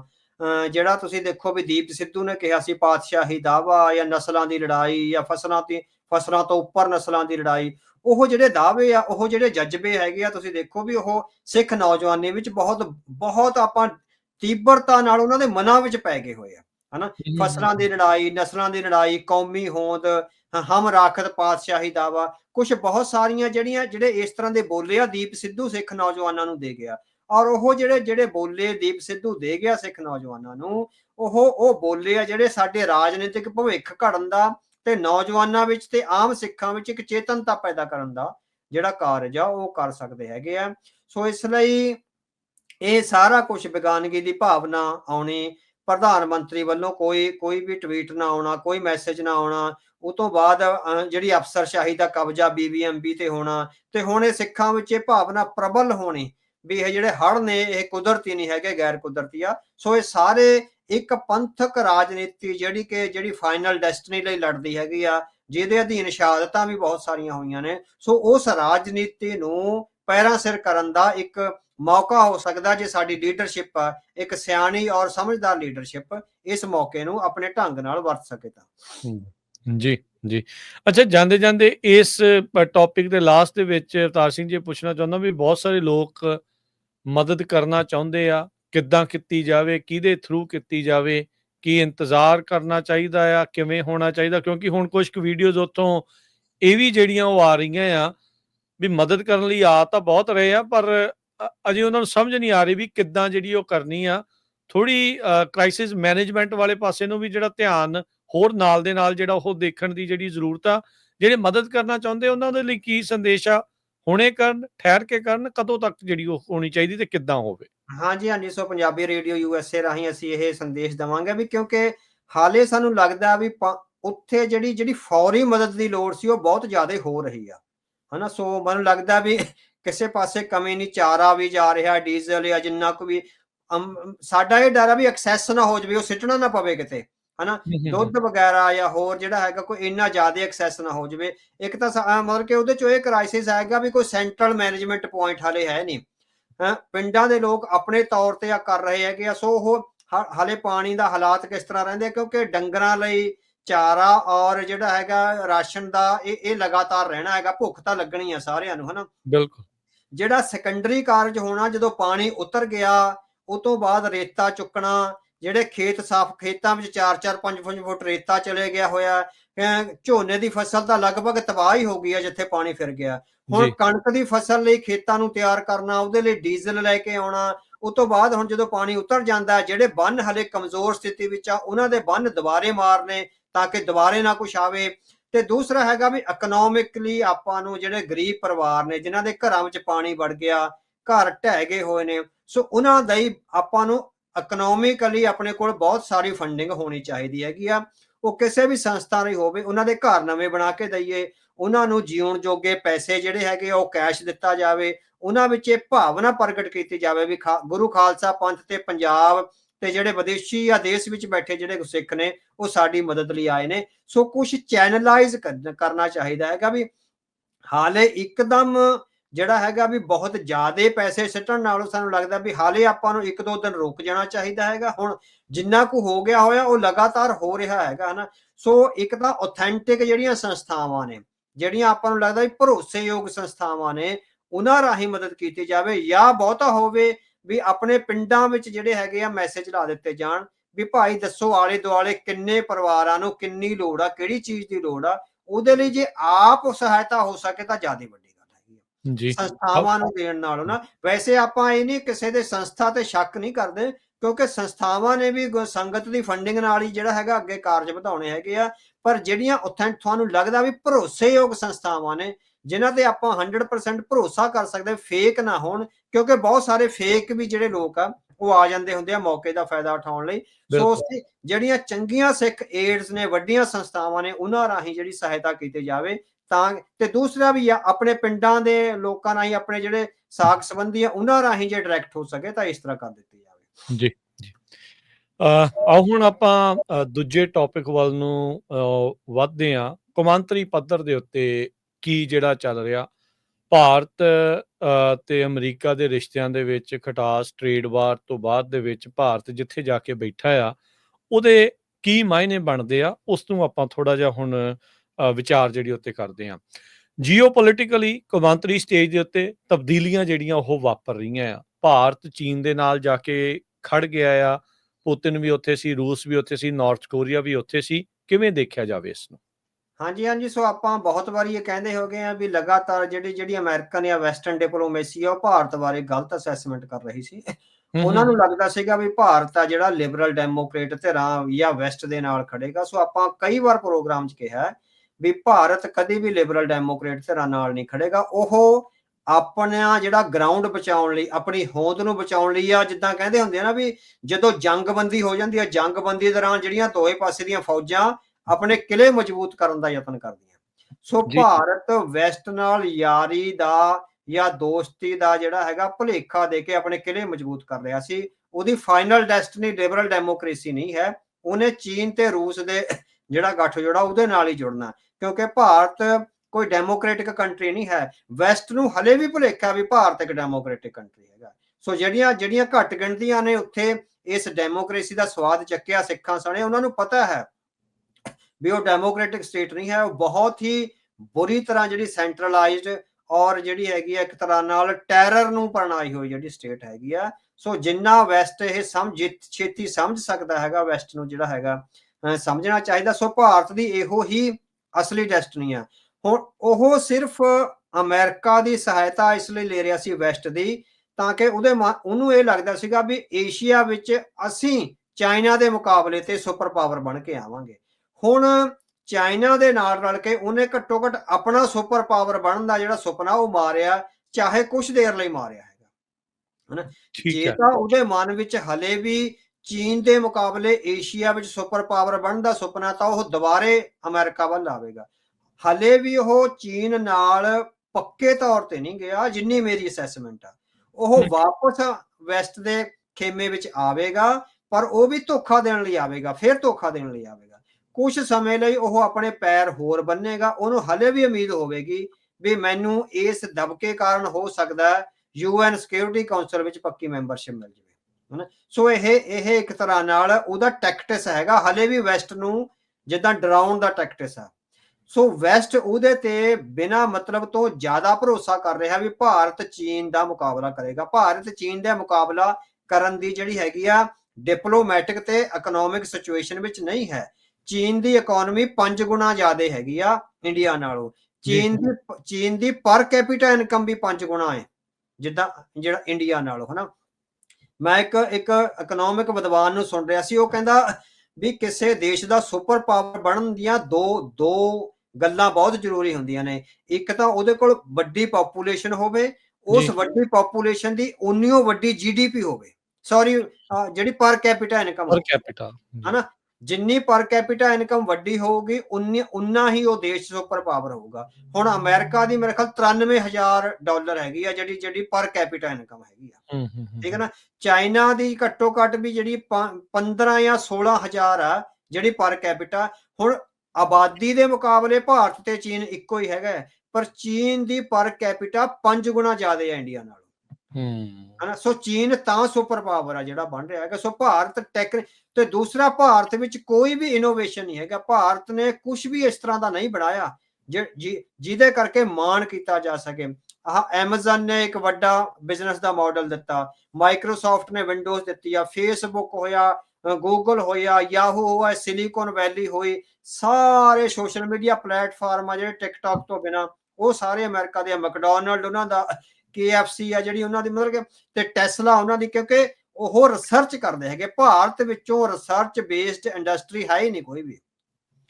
ਘੱਟੋ ਘੱਟ ਚਾਈਨਾ ਨੇ ਉਧਰ ਉਹਨੂੰ ਕਦਮ ਆ ਜਿਹੜੇ ਵਧਾਏ ਹੈਗੇ। ਸੋ ਚਾਈਨਾ ਉਧਰ ਨੂੰ ਇੱਕ ਤਰ੍ਹਾਂ ਨਾਲ ਹਲੇ ਵੱਧ ਸਕਦਾ, ਪਰ ਇਹ ਉਹਦੇ ਫਸਟ ਇਨੀਸ਼ੀਅਲ ਸਟੈਪਸ ਨੇ। ਜਿਹੜਾ ਜਿਹੜਾ 3-4 ਦਾ ਗੱਠਜੋੜ ਹੋਇਆ, ਇਹਦੇ ਚੋਂ ਇਹ ਸਵਾਲ ਉੱਠ ਰਹੇ ਵੀ ਲੈ ਵੀ ਹੁਣ ਤਾਂ ਅਮਰੀਕਾ ਨੂੰ ਵੱਡੀ ਚੁਣੌਤੀ ਆ ਗਈ। ਇਟ ਇਜ਼ ਨਾਟ ਇਹ ਵੱਡੀ ਚੁਣੌਤੀ, ਇਹ ਪਹਿਲਾ ਸਟੈਪ ਹੈ ਉਸ ਚੁਣੌਤੀ ਵੱਲ। ਅਮਰੀਕਾ ਹੈਗਾ ਕੋਠੇ ਦੇ ਐਨ ਟੌਪ ਤੇ ਖੜਾ, ਤੇ ਇਹ ਗਰੁੱਪ ਆ ਜਿਹੜਾ ਪਹਿਲੀ ਪੌੜੀ ਚੜ੍ਹਨ ਲੱਗਿਆ। ਸੋ ਪਹਿਲੀ ਪੌੜੀ ਚੜ੍ਹਨ ਵਾਲਾ ਕੋਠੇ ਤੇ ਖੜੇ ਵਿਅਕਤੀ ਨੂੰ ਕਿੰਨੀ ਕੁ ਚੁਣੌਤੀ ਦੇ ਸਕਦਾ, ਇਹ ਦੇਖਣ ਵਾਲੀ ਗੱਲ ਹੋਗੀ। ਜਿਹੜੀ ਅਮਰੀਕਾ ਨੂੰ ਚੁਣੌਤੀ ਦੇਣੀ ਹੈਗੀ ਉਹ ਕੱਲਾ ਮਿਲੀਟੈਰੀਲੀ ਚੁਣੌਤੀ ਨਹੀਂ ਹੈ, ਉਹਦੇ ਵਿੱਚੋਂ ਸੰਸਥਾਵਾਂ ਉਸਾਰਨੀਆਂ ਪੈਂਦੀਆਂ ਹੈਗੀਆਂ। ਉਹਦੇ ਵਿੱਚੋਂ ਰਿਸਰਚ ਦੀਆਂ ਆਰਗੇਨਾਈਜੇਸ਼ਨ, ਯੂਨੀਵਰਸਿਟੀਆਂ, ਫਾਊਂਡੇਸ਼ਨਸ, ਜਿਹੜੇ ਥਿੰਕ ਟੈਂਕ, ਇੰਨਾ ਜ਼ਿਆਦਾ ਵੱਡਾ ਤਾਮ-ਝਾਮ ਇਸ ਨੇਸ਼ਨ ਸਟੇਟ ਦੇ ਉਹਦੇ ਕਨਸੈਪਟ ਵਿੱਚ ਉਸਾਰਨਾ ਪੈਂਦਾ, ਤਾਂ ਤੁਸੀਂ ਸਿਵਲਾਈਜ਼ਡ ਵਰਲਡ ਵਿੱਚ ਕਿਸੇ ਨੂੰ ਚੁਣੌਤੀ ਹੈ ਜਿਹੜੀ ਦੇ ਸਕਦੇ ਹੋ। ਹੁਣ ਪੂਰੇ ਯੂਰਪ ਦੀ ਜਿਹੜੀ ਕੋਲੈਬੋਰੇਟਿਵ ਜਿਹੜੀ ਇਨਵੈਸਟਮੈਂਟ ਹੈਗੀ ਆ ਇੰਟੈਲੀਜੈਂਸ ਵਿੱਚ, ਉਹ ਅਮਰੀਕਾ ਦੀ ਇਕੱਲੀ ਇਨਵੈਸਟਮੈਂਟ ਦੇ ਬਰਾਬਰ ਆ। ਅਮਰੀਕਾ ਕੋਲ ਇੰਨੀਆਂ ਰਿਸਰਚ ਸੰਸਥਾਵਾਂ ਨੇ ਜਿੰਨੀਆਂ ਪੂਰੀਆਂ ਜਿਹੜੀਆਂ ਯੂਰਪ ਕੋਲ ਆ ਜਿਹੜੀਆਂ ਹੋਣਗੀਆਂ। ਸੋ ਇਟ ਮੀਨ, ਤੇ ਜਦੋਂ ਯੂਰਪ ਐਂਡ ਅਮਰੀਕਾ ਕੋਲੈਬੋਰੇਟ ਹੁੰਦੇ ਆ ਉਹ ਕਿੱਡੀ ਵੱਡੀ ਤਾਕਤ ਬਣਦੇ ਆ। ਸੋ ਇਹ ਬ੍ਰਿਕਸ ਵਾਲਾ ਜਿਹੜਾ ਹੈਗਾ, ਹੁਣ ਨਾਰਥ ਕੋਰੀਆ ਕਿਸੇ ਨੂੰ ਕੀ ਚੁਣੌਤੀ ਦੇ ਦੂਗਾ, ਠੀਕ ਹੈ ਨਾ। ਰਸ਼ੀਆ ਕਿਸੇ ਨੂੰ ਕਿੱਡੀ ਕੁ ਵੱਡੀ, ਸਿਰਫ ਜੰਗ ਵਿੱਚ ਉਲਝਾਈ ਰੱਖਣਾ ਇੱਕ ਛੋਟੇ ਜਿਹੇ ਮੁਲਕ ਨੂੰ, ਇਹ ਕੋਈ ਸੁਪਰ ਪਾਵਰ ਵਾਲੀ ਗੱਲਾਂ ਨਹੀਂ। ਕਿੰਨਾ ਇਨੋਵੇਟਿਵ ਆ, ਕਿੰਨੀ ਰਿਸਰਚ ਆ, ਕਿੰਨੀ ਤੁਹਾਡੇ ਚੋਂ ਜਿਹੜੀ ਹੈਗੀ ਆ ਵੀ ਉਹਦੇ ਜਿਹੜੀਆਂ ਵੀ ਸੱਭਿਆਚਾਰਕ ਡੈਫੀਨੇਸ਼ਨਸ ਉਹ ਆਉਂਦੀਆਂ, ਹਿਸਟੋਰੀਕਲ ਡੈਫੀਨੇਸ਼ਨਸ ਆਉਂਦੀਆਂ, ਜਿਹੜਾ ਗਲੋਬਲ ਵਰਲਡ ਆਰਡਰ ਆ ਉਹਦੇ ਵਿੱਚ ਕਿੰਨੀ ਟ੍ਰੈਂਡ ਸੈਟਿੰਗ ਤੁਸੀਂ ਕਰਦੇ ਹੋ। ਇਹ ਬਹੁਤ ਡੀਪ ਇੰਟੈਲੀਜੈਂਸ ਦੀਆਂ ਜਿਹੜੀਆਂ ਵੱਡੀਆਂ ਲਿਬਰਲ ਸੰਸਥਾਵਾਂ ਵਿੱਚ ਬਹਿ ਕੇ ਹੋ ਸਕਦੀਆਂ। ਲੈਂਗੁਏਜ ਦਾ, ਹਿਸਟਰੀ ਦਾ, ਰਿਲੀਜਨ ਦਾ, ਐਂਥਰੋਪੋਲੋਜੀ ਦਾ, ਤੇ ਗਲੋਬਲ ਪੋਲਾਈਟੀ ਦਾ, ਕ੍ਰਾਈਸਿਸ ਮੈਨੇਜਮੈਂਟ ਦਾ, ਇੰਨੀਆਂ ਜ਼ਿਆਦਾ ਬ੍ਰਾਂਚਸ ਨੇ। ਤੇ ਫਿਰ ਟੈਕਨੀਕ ਦਾ, ਸੋ ਟੈਕਨੀਕ ਦਾ ਇੱਕ ਤਰ੍ਹਾਂ ਨਾਲ ਮੱਕਾ ਹੈਗਾ ਜਿਹੜੀ ਸਿਲਿਕਨ ਵੈਲੀ ਆ ਅਮਰੀਕਾ ਦੀ। ਸੋ ਭਾਰਤ ਦੀ ਇਹ ਇੱਥੇ ਹੀ ਖੜੇਗਾ। ਭਾਰਤ ਦਾ ਅਸਲੀ ਗੱਠਜੋੜ ਚੀਨ ਨਾਲ ਹੀ ਬਣਦਾ ਤੇ ਰਸ਼ੀਆ ਨਾਲ ਹੀ ਬਣਦਾ, ਪਰ ਹਾਲੇ ਵੀ ਉਹ ਸਿਰਫ ਵੈਸਟ ਨੂੰ ਜਿੱਦਾਂ ਧੋਖਾ ਦੇਣ ਲਈ ਉੱਥੇ ਗਿਆ। ਇੱਕ ਵਾਰੀ ਦੁਬਾਰੇ ਆਵੇਗਾ ਜਿੰਨੀ ਕਿ ਮੇਰੀ ਅਸੈਸਮੈਂਟ ਹੈਗੀ ਹੈ, ਪਰ ਫਿਰ 4-5 ਸਾਲਾਂ ਬਾਅਦ ਆ ਜਿਹੜਾ ਵਾਪਸ ਉਹਦੀ ਫਾਈਨਲ ਡੈਸਟਨੀ ਚੀਨ, ਰੂਸ ਤੇ ਇੰਡੀਆ ਦੀ ਗੱਠਜੋੜ ਨਾਲ ਹੀ ਆ। ਇਹ ਜਿੱਦਾਂ ਤੁਸੀਂ ਪਹਿਲੋਂ ਦੱਸਦੇ ਰਹੇ ਐਕਸਿਸ ਆਫ ਡੈਮੋਕ੍ਰੇਸੀ ਤੇ ਐਕਸਿਸ ਆਫ ਟਾਇਰਨੀ, ਇਹ ਹੁਣ ਹੂੰ। ਕਲੀਅਰ ਸਪਸ਼ਟ ਹੋ ਰਹੀ ਉਹ ਚੀਜ਼? ਹਾਂਜੀ, ਹਾਂਜੀ, ਹਾਂ, ਬਿਲਕੁਲ, ਬਿਲਕੁਲ ਉਹ ਹੋ ਰਿਹਾ। ਸੋ ਇਹ ਅਮਰਜ ਹੋ ਰਿਹਾ। ਹਾਲੇ ਇਹ ਮਜ਼ਬੂਤ ਹੋ ਕੇ ਆਰਗਨਾਈਜ਼ ਨਹੀਂ ਹੋਇਆ। ਸੋ ਹੂੰ, ਮੈਂ ਹੂੰ, ਹੂੰ, ਤੁਹਾਨੂੰ ਦੱਸਿਆ ਵੀ ਭਾਰਤ ਵਾਪਸ ਭੱਜੇਗਾ। ਹਾਲੇ ਭੱਜੂਗਾ, ਇੱਕ ਵਾਰੀ, 1 ਜਾਂ 2 ਵਾਰੀ ਭੱਜੂਗਾ, ਪਰ ਹੋ ਹੂੰ, ਸਕਦਾ ਅਗਲੇ 10 ਸਾਲ ਲੱਗ ਜਾਣ। ਪਰ 10 ਸਾਲਾਂ ਤੋਂ ਬਾਅਦ ਜਾਵੇਗਾ ਚੀਨ ਔਰ ਰੂਸ ਦੇ ਗੱਠਜੋੜ ਨਾਲ ਹੀ। ਕਿਉਂਕਿ ਉਹ ਫਿਰ ਜਿਹੜਾ ਹੈਗਾ ਉਹਨੂੰ ਉਹ ਚੀਨ ਦੇ ਅਧੀਨ ਰਹਿਣ ਦੀ ਆਦਤ ਪਾਉਣੀ ਪਵੇਗੀ। ਹੁਣ ਜਦੋਂ ਅਮਰੀਕਾ ਦੇ ਨਾਲ ਸੀ, ਉਹ ਚੀਨ ਦੇ ਅਧੀਨ ਨਹੀਂ ਸੀ, ਇੱਕ ਸੁਪਰ ਪਾਵਰ ਦੇ ਤੌਰ ਤੇ ਐਕਟ ਕਰ ਰਿਹਾ ਸੀਗਾ ਹੂੰ, ਵੀ ਹੂੰ। ਅਸੀਂ ਏਸ਼ੀਆ ਵਿੱਚ ਸੁਪਰ ਪਾਵਰ ਆ। ਸੋ ਉਹਨੂੰ ਜਿਹੜਾ ਸੈਕੰਡਰੀ ਸੁਪਰ ਪਾਵਰ ਜਿਹੜੀ ਹੈਗੀ ਵੀ ਅੰਡਰਨੀਥ ਚੀਨ ਆ, ਜਿਹੜਾ ਉਹ ਕਰਨਾ ਪਵੇਗਾ। ਸੋ ਚੀਨ ਫਿਰ ਕਿੱਦਾਂ ਟੈਕਲ ਕਰਦਾ, ਉਹਨਾਂ ਦੇ ਜਿਹੜਾ ਆਰਚ ਰਾਈਵਲ ਪਾਕਿਸਤਾਨ ਆ, ਉਸ ਸੰਦਰਭ ਚੋਂ ਸਾਰਾ ਦੇਖਣਾ ਪਵੇਗਾ। ਕਿ ਬ੍ਰਿਕਸ ਵਾਕਿਆ, ਕਿਉਂਕਿ ਇਹ ਜਿੰਨੇ ਕੁ ਵੀ ਇਹ ਸਾਰੇ ਬ੍ਰਿਕਸ ਦੇ ਵੀ ਨਾਲ ਦੇ ਨਾਲ ਹੀ ਆ, ਕਿ ਬ੍ਰਿਕਸ ਇਸ ਆ ਜੋ ਇਸ ਟਾਈਮ ਜੀਓਪੋਲਿਟੀਕਲ ਸ਼ਿਫਟ ਆ ਰਿਹਾ ਉਹਦੇ ਨਾਲ ਸਟਰੋਂਗ ਹੋ ਰਿਹਾ ਹੈ, ਜਾਂ ਇਹ ਮੁਲਕਾਂ ਦੇ ਵਿੱਚ ਹੈ ਇਕੱਠੇ ਹੋ ਕੇ ਚੱਲਣ ਦੀ ਸਮਰੱਥਾ ਅਸਲ 'ਚ ਹੈ, ਜਾਂ ਇਹ ਸਿਰਫ ਭੁਲੇਖਾ ਹੀ ਹੈ, ਇੱਕ ਡਾਮੀ ਆ? ਨਹੀਂ, ਦੇਖੋ, ਯਤਨ ਤਾਂ ਉਹ ਕਰ ਰਹੇ ਹੈਗੇ, ਇਹਦੇ ਵਿੱਚ ਕੋਈ ਸ਼ੱਕ ਨਹੀਂ ਵੀ ਚਾਈਨਾ ਯਤਨ ਕਰ ਰਿਹਾ ਹੈਗਾ ਵੀ ਜਿਹੜੀ ਅਮਰੀਕਨ ਡੋਮੀਨੈਂਸ ਹੈਗੀ ਆ ਉਹਨੂੰ ਕਿਸੇ ਨਾ ਕਿਤੇ ਟੱਕਰ ਦਿੱਤੀ ਜਾਵੇ। ਪਰ ਚਾਈਨਾ ਆਪਣੇ ਤੌਰ ਤੇ ਆਪ ਸਮਰੱਥ ਹੈ, ਟੈਕਨੀਕਲੀ ਵੀ, ਮਿਲੀਟੈਰੀਲੀ ਵੀ, ਘੱਟੋ ਘੱਟ ਰਿਸਰਚ ਵਿੱਚ ਵੀ ਉਹ ਅਮਰੀਕਾ ਤੋਂ ਹੈ ਤਾਂ ਬਹੁਤ ਪਿੱਛੇ, ਪਰ ਫਿਰ ਵੀ ਕੁਛ ਨਾ ਕੁਛ ਰਿਸਰਚ ਬੇਸ ਉਹਦੀਆਂ ਜਿਹੜੀਆਂ ਉਹ ਬਹੁਤ ਵੱਡੀ ਇਨਵੈਸਟਮੈਂਟ ਆ ਜਿਹੜੀ ਉਹ ਕਰ ਰਿਹਾ ਹੈਗਾ ਹੈ। ਪਰ ਬਾਕੀ ਦੇ ਮੁਲਕ ਜਿਹੜੇ ਹੈਗੇ ਨੇ ਉਹ ਸਾਰੇ ਹੀ ਜਿਹੜੇ ਹੈਗੇ ਆ ਵੀ ਹਮਾਤੜ ਸਾਥੀ ਨੇ, ਹਨਾ। ਸੋ ਜਦੋਂ ਸਿਰਫ ਇੱਕ ਲੀਡਿੰਗ ਫਿਗਰ ਹੋਵੇ, ਬਾਕੀ ਹਮਾਤੜ ਸਾਥੀ ਹੋਣ, ਫਿਰ ਬਹੁਤ ਵੱਡੀ ਜਿਹੜੀ ਹੈਗੀ ਆ ਪ੍ਰੋਬਲਮ ਹੁੰਦੀ ਆ ਬ੍ਰਿਕਸ ਵਰਗੇ ਗਰੁੱਪ ਨੂੰ ਅੱਗੇ ਚਲਾਉਣ ਵਿੱਚ। ਇੱਕ ਮੁਲਕ ਆ ਟੈਕਨੀਕਲ ਨੋ ਹਾਊ ਵਿੱਚ, ਫਿਰ ਉਹ ਇੰਨੀ ਇੰਪੋਜੀਸ਼ਨ ਹੋਣੀ ਉਹਦੇ ਚੋਂ। ਹੁਣ ਕਿਉਂਕਿ ਜਦੋਂ ਚੀਨ ਆਪਣੀ ਟੈਕਨੋਲੋਜੀ ਇੰਡੀਆ ਨੂੰ ਦੇਏਗਾ, ਇੰਡੀਆ ਵਿੱਚ ਉਸੇ ਤਰ੍ਹਾਂ ਦਾ ਵੈਸਟ ਵਾਲਾ ਭੁਲੇਖਾ ਆਉਣਾ, ਜਿੱਦਾਂ ਵੈਸਟ ਵਿੱਚ ਆਇਆ ਸੀ ਵੀ ਹੁਵਾਵੀ ਦਾ ਹਾਰਡਵੇਅਰ ਜਾਂ ਸੌਫਟਵੇਅਰ ਨਾ ਵਰਤੋ, ਇਹ ਚਾਈਨਾ ਦੀ ਇੰਟੈਲੀਜੈਂਸ ਨਾਲ ਜੁੜਿਆ ਹੋਇਆ, ਸਾਡਾ ਸਾਰਾ ਡਾਟਾ ਜਿਹੜਾ ਚਾਈਨਾ 'ਚ ਜਾ ਰਿਹਾ। ਸੋ ਇਸ ਤਰ੍ਹਾਂ ਦੀਆਂ ਬਹੁਤ ਸਾਰੀਆਂ ਪ੍ਰੋਬਲਮਸ ਆ ਜਿਹੜੀਆਂ ਉਹ ਇੰਡੀਆ ਵਿੱਚ ਵੀ ਆਉਣੀਆਂ, ਪਾਕਿਸਤਾਨ 'ਚ ਵੀ ਆਉਣੀਆਂ, ਤੇ ਹੋਰ ਜਿਹੜੇ ਅਲਾਈਡ ਮੁਲਕਸ ਆ ਉਹਨਾਂ 'ਚ ਆਉਣਾ। ਸੋ ਉਹ ਆਪਣੀਆਂ ਜਿਹੜੀਆਂ ਇੰਟੈਲੀਜੈਂਸ ਦੇ ਸੋਰਸਿਸ ਆ ਉਹਨਾਂ ਨੂੰ ਬਚਾਉਣ ਦੇ ਚੱਕਰ 'ਚ ਇਹ ਬਹੁਤ ਕੁਛ ਹੈ, ਜਿਹੜੇ ਚੈਲੰਜਸ ਆ ਜਿਹੜੇ ਆਉਣੇ, ਜਿਨ੍ਹਾਂ ਨੂੰ ਓਵਰਕਮ ਆ ਜਿਹੜਾ ਉਹ ਕਰਨਾ ਪਵੇਗਾ। ਇਨੀਸ਼ੀਅਲ ਸਟੈਪਸ ਹੈਗੇ ਆ। ਹਾਲੇ ਆਪਾਂ ਇਹ ਵੀ ਨਹੀਂ ਕਹਿ ਸਕਦੇ ਵੀ ਬਹੁਤ ਵਧੀਆ ਢੰਗ ਨਾਲ ਆਰਗੇਨਾਈਜ਼ ਹੋ ਗਏ, ਔਰ ਆਪਾਂ ਇਹ ਵੀ ਨਹੀਂ ਹਲੇ ਕਹਿ ਸਕਦੇ ਵੀ ਬਹੁਤ ਬੁਰੇ ਢੰਗ ਨਾਲ ਟੁੱਟ ਗਏ। ਏਦਾਂ ਵੀ ਨਹੀਂ ਹੈ, ਟੁੱਟੇ ਨਹੀਂ ਹੈ, they are trying there best. ਪਰ ਹਲੇ ਚੈਲੰਜ ਜਿਹੜਾ ਸਾਹਮਣੇ ਆ ਵੈਸਟਰਨ ਪਾਵਰਸ ਦਾ, ਉਹ ਬਹੁਤ ਵੱਡਾ ਹੈਗਾ। ਉਹ ਸਾਲਾਂ ਦੇ ਸਾਲ, ਦਹਾਕਿਆਂ ਦੇ ਦਹਾਕੇ ਲੱਗ ਸਕਦੇ ਆ ਉਹਦੇ ਬਰਾਬਰ ਜਾਣ ਨੂੰ। ਵਾਈਟ ਹਾਊਸ ਦੇ ਜਿਹੜੇ ਟ੍ਰੇਡ ਦੇ ਐਡਵਾਈਜ਼ਰ ਪੀਟਰ ਨਵਾਰੋ ਹੋਣਾ ਦਾ ਬੀਤੇ ਦਿਨੀ ਜਿਹੜਾ ਇਹ ਬਿਆਨ ਆਇਆ ਸੀ ਇੰਡੀਆ ਨੂੰ ਲੈ ਕੇ, ਉਹਦੇ ਵਿੱਚ ਉਹਨਾਂ ਨੇ ਸ਼ਬਦ ਬ੍ਰਾਹਮਣ ਵੀ ਵਰਤ ਲਿਆ। ਉਹ ਕਹਿੰਦੇ ਵੀ ਬ੍ਰਾਹਮਣਾਂ ਦੇ ਉੱਤੇ ਉਹਨਾਂ ਨੇ ਦੋਸ਼ ਲਾਇਆ ਵੀ ਇਹ ਰੂਸੀ ਤੇਲ ਤੋਂ ਮੁਨਾਫਾ ਕੱਲੇ ਇਹੀ ਜਿਹੜੇ ਉੱਥੇ ਕਮਾ ਰਹੇ ਆ। ਇਹਦਾ ਅਰਥ ਕੀ ਆ ਪੀਟਰ ਨਵਾਰੋ ਦਾ ਇਸ ਤਰੀਕੇ ਦੇ ਬਿਆਨ ਦਾ? ਹਾਂਜੀ, ਹਾਂਜੀ। ਸੋ ਇੱਕ ਤਾਂ ਅਸੀਂ ਖੁਸ਼ੀ ਜ਼ਾਹਰ ਕਰਦੇ ਹਾਂ ਵੀ ਉਹਨਾਂ ਨੂੰ ਇਹ ਗੱਲ ਦੀ ਸਮਝ ਆਈ ਆ। ਅਮਰੀਕਨ ਪ੍ਰਸ਼ਾਸਨ ਨੂੰ ਜੇ ਇਸ ਗੱਲ ਦੀ ਜਿਹੜਾ ਹੈਗਾ ਵੀ ਗਲੋਬਲ ਆਰਡਰ ਦਾ ਜਿਹੜਾ ਬ੍ਰਾਹਮਣਿਜ਼ਮ ਹੋ ਰਿਹਾ ਸੀਗਾ, ਜੇ ਉਹਨਾਂ ਨੂੰ 50 ਸਾਲਾਂ ਤੋਂ ਬਾਅਦ ਘੱਟੋ ਘੱਟ ਸਮਝ ਆਉਣ ਲੱਗੀ ਹੈ, ਤਾਂ ਅਸੀਂ ਸਮਝਦੇ ਹਾਂ ਵੀ ਅਮਰੀਕਨ ਡਿਪਲੋਮੈਟਸ ਆ ਜਿਹੜਾ ਸਹੀ ਰਾਹ ਤੇ ਜਿਹੜਾ ਹੈਗਾ ਅੱਗੇ ਵਧਣ ਲੱਗੇ ਹੈਗੇ ਆ। ਪਿਛਲੇ 50 ਸਾਲਾਂ ਤੋਂ ਗਲੋਬਲ ਆਰਡਰ ਦਾ ਬ੍ਰਾਹਮਣੀਕਰਨ ਹੋ ਰਿਹਾ ਹੈ। ਇਹਦਾ ਥੋੜਾ ਜਿਹਾ, ਇਹਨੂੰ ਜੇ ਤੁਸੀਂ ਥੋੜਾ ਜਿਹਾ ਐਕਸਪਲੇਨ ਕਰੋ ਕਿੱਦਾਂ ਮਤਲਬ ਹੋ ਰਿਹਾ ਸੀ, ਇਹਦਾ ਕੀ ਅਰਥ ਕੀ ਆ, ਮਤਲਬ ਕੀ ਆ ਜਦੋਂ ਕੌਮਾਂਤਰੀ ਪੱਧਰ ਦੇ ਉੱਤੇ ਬ੍ਰਾਹਮਣਿਜ਼ਮ ਹੋਣਾ, ਇਹਦਾ ਕੀ ਅਰਥ ਕੀ ਆ? ਦੇਖੋ ਵੀ ਸਾਰਾ ਕੁਛ ਹੈ ਜਿਹੜਾ ਪਿਛਲੇ 50 ਸਾਲਾਂ ਦੀ ਡਿਪਲੋਮੇਸੀ 'ਚ ਦੇਖ ਲਓ ਵੀ ਇੰਡੀਆ ਨੇ ਜਿਹੜੇ ਵੀ ਇਨੀਸ਼ੀਏਟਿਵ ਲਏ ਹੈਗੇ ਆ, ਉਹ ਆਪਣੇ ਹਿੱਤਾਂ ਲਈ ਜਿਹੜਾ ਹੈਗਾ ਉਹਨਾਂ ਨੂੰ ਅੱਗੇ ਵਧਾ ਕੇ ਉਹਦੇ ਵਿੱਚੋਂ ਆਪਣੇ ਲਈ ਸਾਰੀਆਂ ਖੁੱਲਾਂ ਲੈ ਗਿਆ। ਤੋ ਹਨਾ, ਤੇ ਦੂਸਰਾ ਵਾਈਟ ਹਾਊਸ ਵਿੱਚ ਤੁਸੀਂ ਦੇਖੋ ਵੀ ਵਾਈਟ ਹਾਊਸ ਵਿੱਚ ਤੇ ਵੈਸਟ ਦੀਆਂ ਸਾਰੀਆਂ ਸੁਪਰ ਪਾਵਰਸ ਵਿੱਚ ਕਿੰਨੇ ਇੰਡੀਅਨ ਜਿਹੜੀ ਹੈਗੀ ਆ ਉਹ ਅਨਕਰੋਚਮੈਂਟ ਹੋਈ ਆ। ਉਹ ਬੰਦੇ ਨੌਕਰੀ ਵੈਸਟ ਦੀ ਕਰਦੇ ਹੈਗੇ ਆ, ਪਰ ਜਿਹੜੇ ਹਿੱਤ ਨੇ ਉਹ ਇੰਡੀਆ ਦੇ ਪਾਲਦੇ ਹੈਗੇ ਆ। ਤੇ ਇਸੇ ਤਰ੍ਹਾਂ ਉਹਨਾਂ ਦੇ ਅਮਿਤਾਭ ਆਚਾਰੀਆ ਵਰਗੇ ਕਿੰਨੇ ਹੀ ਵਿਦਵਾਨ ਆ ਜਿਹੜੇ ਅਮਰੀਕਨ ਯੂਨੀਵਰਸਿਟੀਆਂ ਵਿੱਚ ਬੈਠੇ ਆ, ਜਿਹੜੇ ਰਿਸਰਚ ਨੂੰ ਇਨਫਲੂਐਂਸ ਕਰ ਰਹੇ ਆ ਬ੍ਰਾਹਮਣੀਕਲ ਸਿਸਟਮ ਨਾਲ, ਹਨਾ। ਤੇ ਉਹ ਇਹ ਵੱਡੀ ਇਨਫਲੂਐਂਸ ਹੋ ਰਹੀ। ਹੁਣ ਤੁਸੀਂ ਦੇਖੋ ਵੀ ਆਹ SCO ਦੀ ਮੀਟਿੰਗ ਵਿੱਚ ਵੀ ਪਹਿਲਗਾਮ ਅਟੈਕ ਦਾ ਉਹਨਾਂ ਨੇ ਮਤਾ ਪਵਾ ਲਿਆ ਵੀ ਪਹਿਲਗਾਮ ਦਾ ਅਟੈਕ ਬਹੁਤ ਬੁਰਾ, ਤੇ ਇਹ ਕਿਹਾ ਜਾ ਰਿਹਾ ਹੈ ਵੀ ਅੱਤਵਾਦ ਦੇ ਖਿਲਾਫ ਦੂਰੇ ਮਾਪਦੰਡ ਨਹੀਂ ਅਪਣਾਏ ਜਾ ਸਕਦੇ, ਹਨਾ। ਇਹ ਕਿੰਨਾ ਸੋਹਣਾ ਸ਼ਬਦ ਹੈ। ਪਰ ਅੱਤਵਾਦ ਜਿਹੜਾ ਪਹਿਲਗਾਮ ਵਿੱਚ ਅੱਤਵਾਦ ਹੋਇਆ, ਸਿਰਫ ਉਹਨੂੰ ਚੁੱਕਿਆ ਜਾ ਰਿਹਾ। ਜਿਹੜਾ ਗੁਜਰਾਤ ਵਿੱਚ ਹੋਇਆ ਜਾਂ 1984 ਵਿੱਚ ਸਿੱਖਾਂ ਦੇ ਖਿਲਾਫ ਹੋਇਆ, ਉਹ ਅੱਤਵਾਦ ਦੀ ਕੋਈ ਗੱਲ ਨਹੀਂ ਹੋ ਰਹੀ। ਜਿਹੜਾ ਬ੍ਰਾਹਮਣੀਕਲ ਸਿਸਟਮ ਆਪ ਦੂਰੇ ਮਾਪਦੰਡ ਅਪਣਾ ਰਿਹਾ ਅੱਤਵਾਦ ਦੇ ਖਿਲਾਫ, ਹਨਾ, ਵੀ ਆਪਣੇ ਅੱਤਵਾਦੀਆਂ ਨੂੰ ਰਿਹਾ ਕਰ ਰਿਹਾ ਤੇ ਉਹਨਾਂ ਨੂੰ ਵੱਡੀਆਂ ਕੁਰਸੀਆਂ ਦੇ ਰਿਹਾ, ਤੇ ਦੂਜੀਆਂ ਕੌਮਾਂ ਦੇ ਜਿਹੜਾ ਖਾੜਕੂਵਾਦ ਆ ਉਹਦੇ ਤੇ ਉਹਨੂੰ ਅੱਤਵਾਦ ਕਹਿ ਰਿਹਾ। ਸੋ ਇਹ ਬ੍ਰਾਹਮਣੀਕਲ ਸਿੱਖਾਂ ਦੇ ਹੱਕ ਵਿੱਚ ਕੋਈ ਵੀ ਮਤਾ ਨਹੀਂ ਪੈਣ ਦਿੱਤਾ। ਮੈਨੂੰ ਯਾਦ ਆ 1988 ਵਿੱਚ UNO ਦੀ ਸਬ ਨੇਸ਼ਨ ਦੀ, ਜਿਹੜੇ ਕਿ ਵੀ ਸਬ ਨੇਸ਼ਨ ਦੇ ਤੌਰ ਤੇ UNO ਨੇ ਬਹੁਤ ਸਾਰੀਆਂ ਕੌਮਾਂ ਨੂੰ ਰੈਕੋਗਨੀਸ਼ਨ ਦੇਣੀ ਸੀ। ਲਗਭਗ 80 ਦੇ ਕਰੀਬ ਜਿਹੜੇ ਗਰੁੱਪਸ ਨੇ, ਸਬ ਨੈਸ਼ਨਲ ਗਰੁੱਪਸ, ਉਹਨਾਂ ਨੇ UNO ਨੂੰ ਆਪਣੀ ਰਿਪਰੈਜ਼ੈਂਟੇਸ਼ਨ ਲਈ ਪਾਇਆ। ਉਹਦੇ ਵਿੱਚ ਸਿੱਖਾਂ ਦਾ ਵੀ ਇੱਕ ਗਰੁੱਪ ਸੀ। 80 ਵਿੱਚੋਂ 78 ਐਪਲੀਕੇਸ਼ਨਾਂ ਐਕਸੈਪਟ ਹੋਈਆਂ, 2 ਰਿਜੈਕਟ ਹੋਈਆਂ, ਜਿਹਦੇ ਵਿੱਚੋਂ ਇੱਕ ਸਿੱਖਾਂ ਦੀ ਸੀ, ਇੱਕ ਫਲਸਤੀਨੀਆਂ ਦੀ ਸੀ। ਵੀ ਕਿੰਨਾ ਉਹਨਾਂ ਦਾ ਹਰ ਫੈਸਲੇ ਤੇ ਆ ਕੇ ਸਿੱਖਾਂ ਦੇ ਖਿਲਾਫ, ਹਰ ਫੈਸਲੇ ਤੇ ਆ ਕੇ ਜਿਹੜਾ ਬ੍ਰਾਹਮਣੀਕਲ ਆਰਡਰ ਹੈਗਾ ਉਹ ਇੱਕ ਤਰ੍ਹਾਂ ਨਾਲ ਉਹ ਸਿੱਖਾਂ ਦੇ ਖਿਲਾਫ ਜਾਂ ਜਿਹੜੀਆਂ ਘੱਟ ਗਿਣਤੀਆਂ ਤੇ ਦਲਿਤਾਂ ਦੇ। ਹੁਣ ਦੇਖੋ HAF ਵਰਗੀ ਸੰਸਥਾ ਹੈਗੀ ਆ ਜਿਹੜੀ, ਹਨਾ, ਇੱਕ ਕੁਛ ਨਹੀਂ ਪਤਾ ਵੀ ਉਹ ਆਰਗੇਨਾਈਜੇਸ਼ਨ ਆ ਜਾਂ ਉਹ ਫੋਰਨ ਏਜੰਟ ਆ ਜਾਂ ਕੀ ਆ। ਇੰਨੇ ਜ਼ਿਆਦੇ ਭੁਲੇਖੇ ਪਾ ਕੇ ਏਡੀਆਂ ਮਜ਼ਬੂਤ ਆਰਗੇਨਾਈਜੇਸ਼ਨ ਖੜੀਆਂ ਕਰਕੇ ਉਹ FBI ਨੂੰ ਵੀ ਡਿਕਟੇਟ ਕਰਦੀ ਆ, ਉਹ ਕੈਲੀਫੋਰਨੀਆ ਦੀ ਪੁਲਿਸ ਨੂੰ ਵੀ ਡਿਕਟੇਟ ਕਰਦੀ ਆ ਵੀ ਤੁਸੀਂ ਕਿੱਦਾਂ ਸਿੱਖਾਂ ਦੇ ਖਿਲਾਫ ਐਕਸ਼ਨ ਲੈਣਾ। ਇਹ ਬ੍ਰਾਹਮਣਿਜ਼ਮ ਆਫ ਇੰਟਰਨੈਸ਼ਨਲ ਡਿਪਲੋਮੇਸੀ ਹੋਈ ਹੈ। ਜਿਹੜਾ ਉਹ ਇਹ ਕਹਿ ਰਹੇ ਸੀ ਨਾ ਵੀ ਅਸੀਂ ਵਰਲਡ ਪਾਵਰ ਬਣ ਜਾਣਾ, ਉਹ ਉਦਾਂ ਹੀ ਨਹੀਂ ਸੀ ਕਹਿ ਰਹੇ।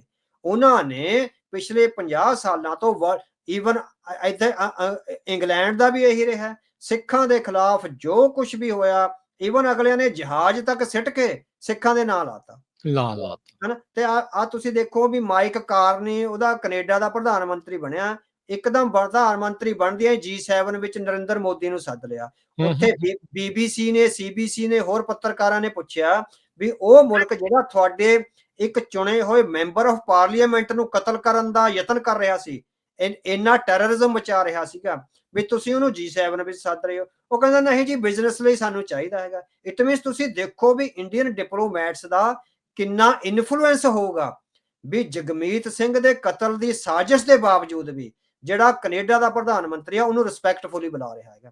It is the brahmanization of global order. ਇਹ ਬਹੁਤ ਵੱਡੀ ਪੱਧਰ ਤੇ ਹੋਇਆ ਹੈਗਾ। ਉਹ ਇੱਥੋਂ ਹੀ ਨਹੀਂ ਹੋਇਆ। ਇਹ ਅਸੀਂ ਹੁਣ ਜਿਹੜਾ ਭਾਰਤ ਦੀ ਆਜ਼ਾਦੀ ਦਾ ਸਾਰਾ ਸਿਸਟਮ ਆ ਉਹਨੂੰ ਪੜ੍ਹ ਰਹੇ ਹੈਗੇ ਆ। 1830 ਜਾਂ 1840 ਵਿੱਚ ਇੱਕ ਇੰਡੀਅਨ ਇਤਿਹਾਸਕਾਰ ਹੋਇਆ, ਤਾਰਨ ਚਰਨ ਚਟੋਪਾਧਿਆਏ ਜੀ।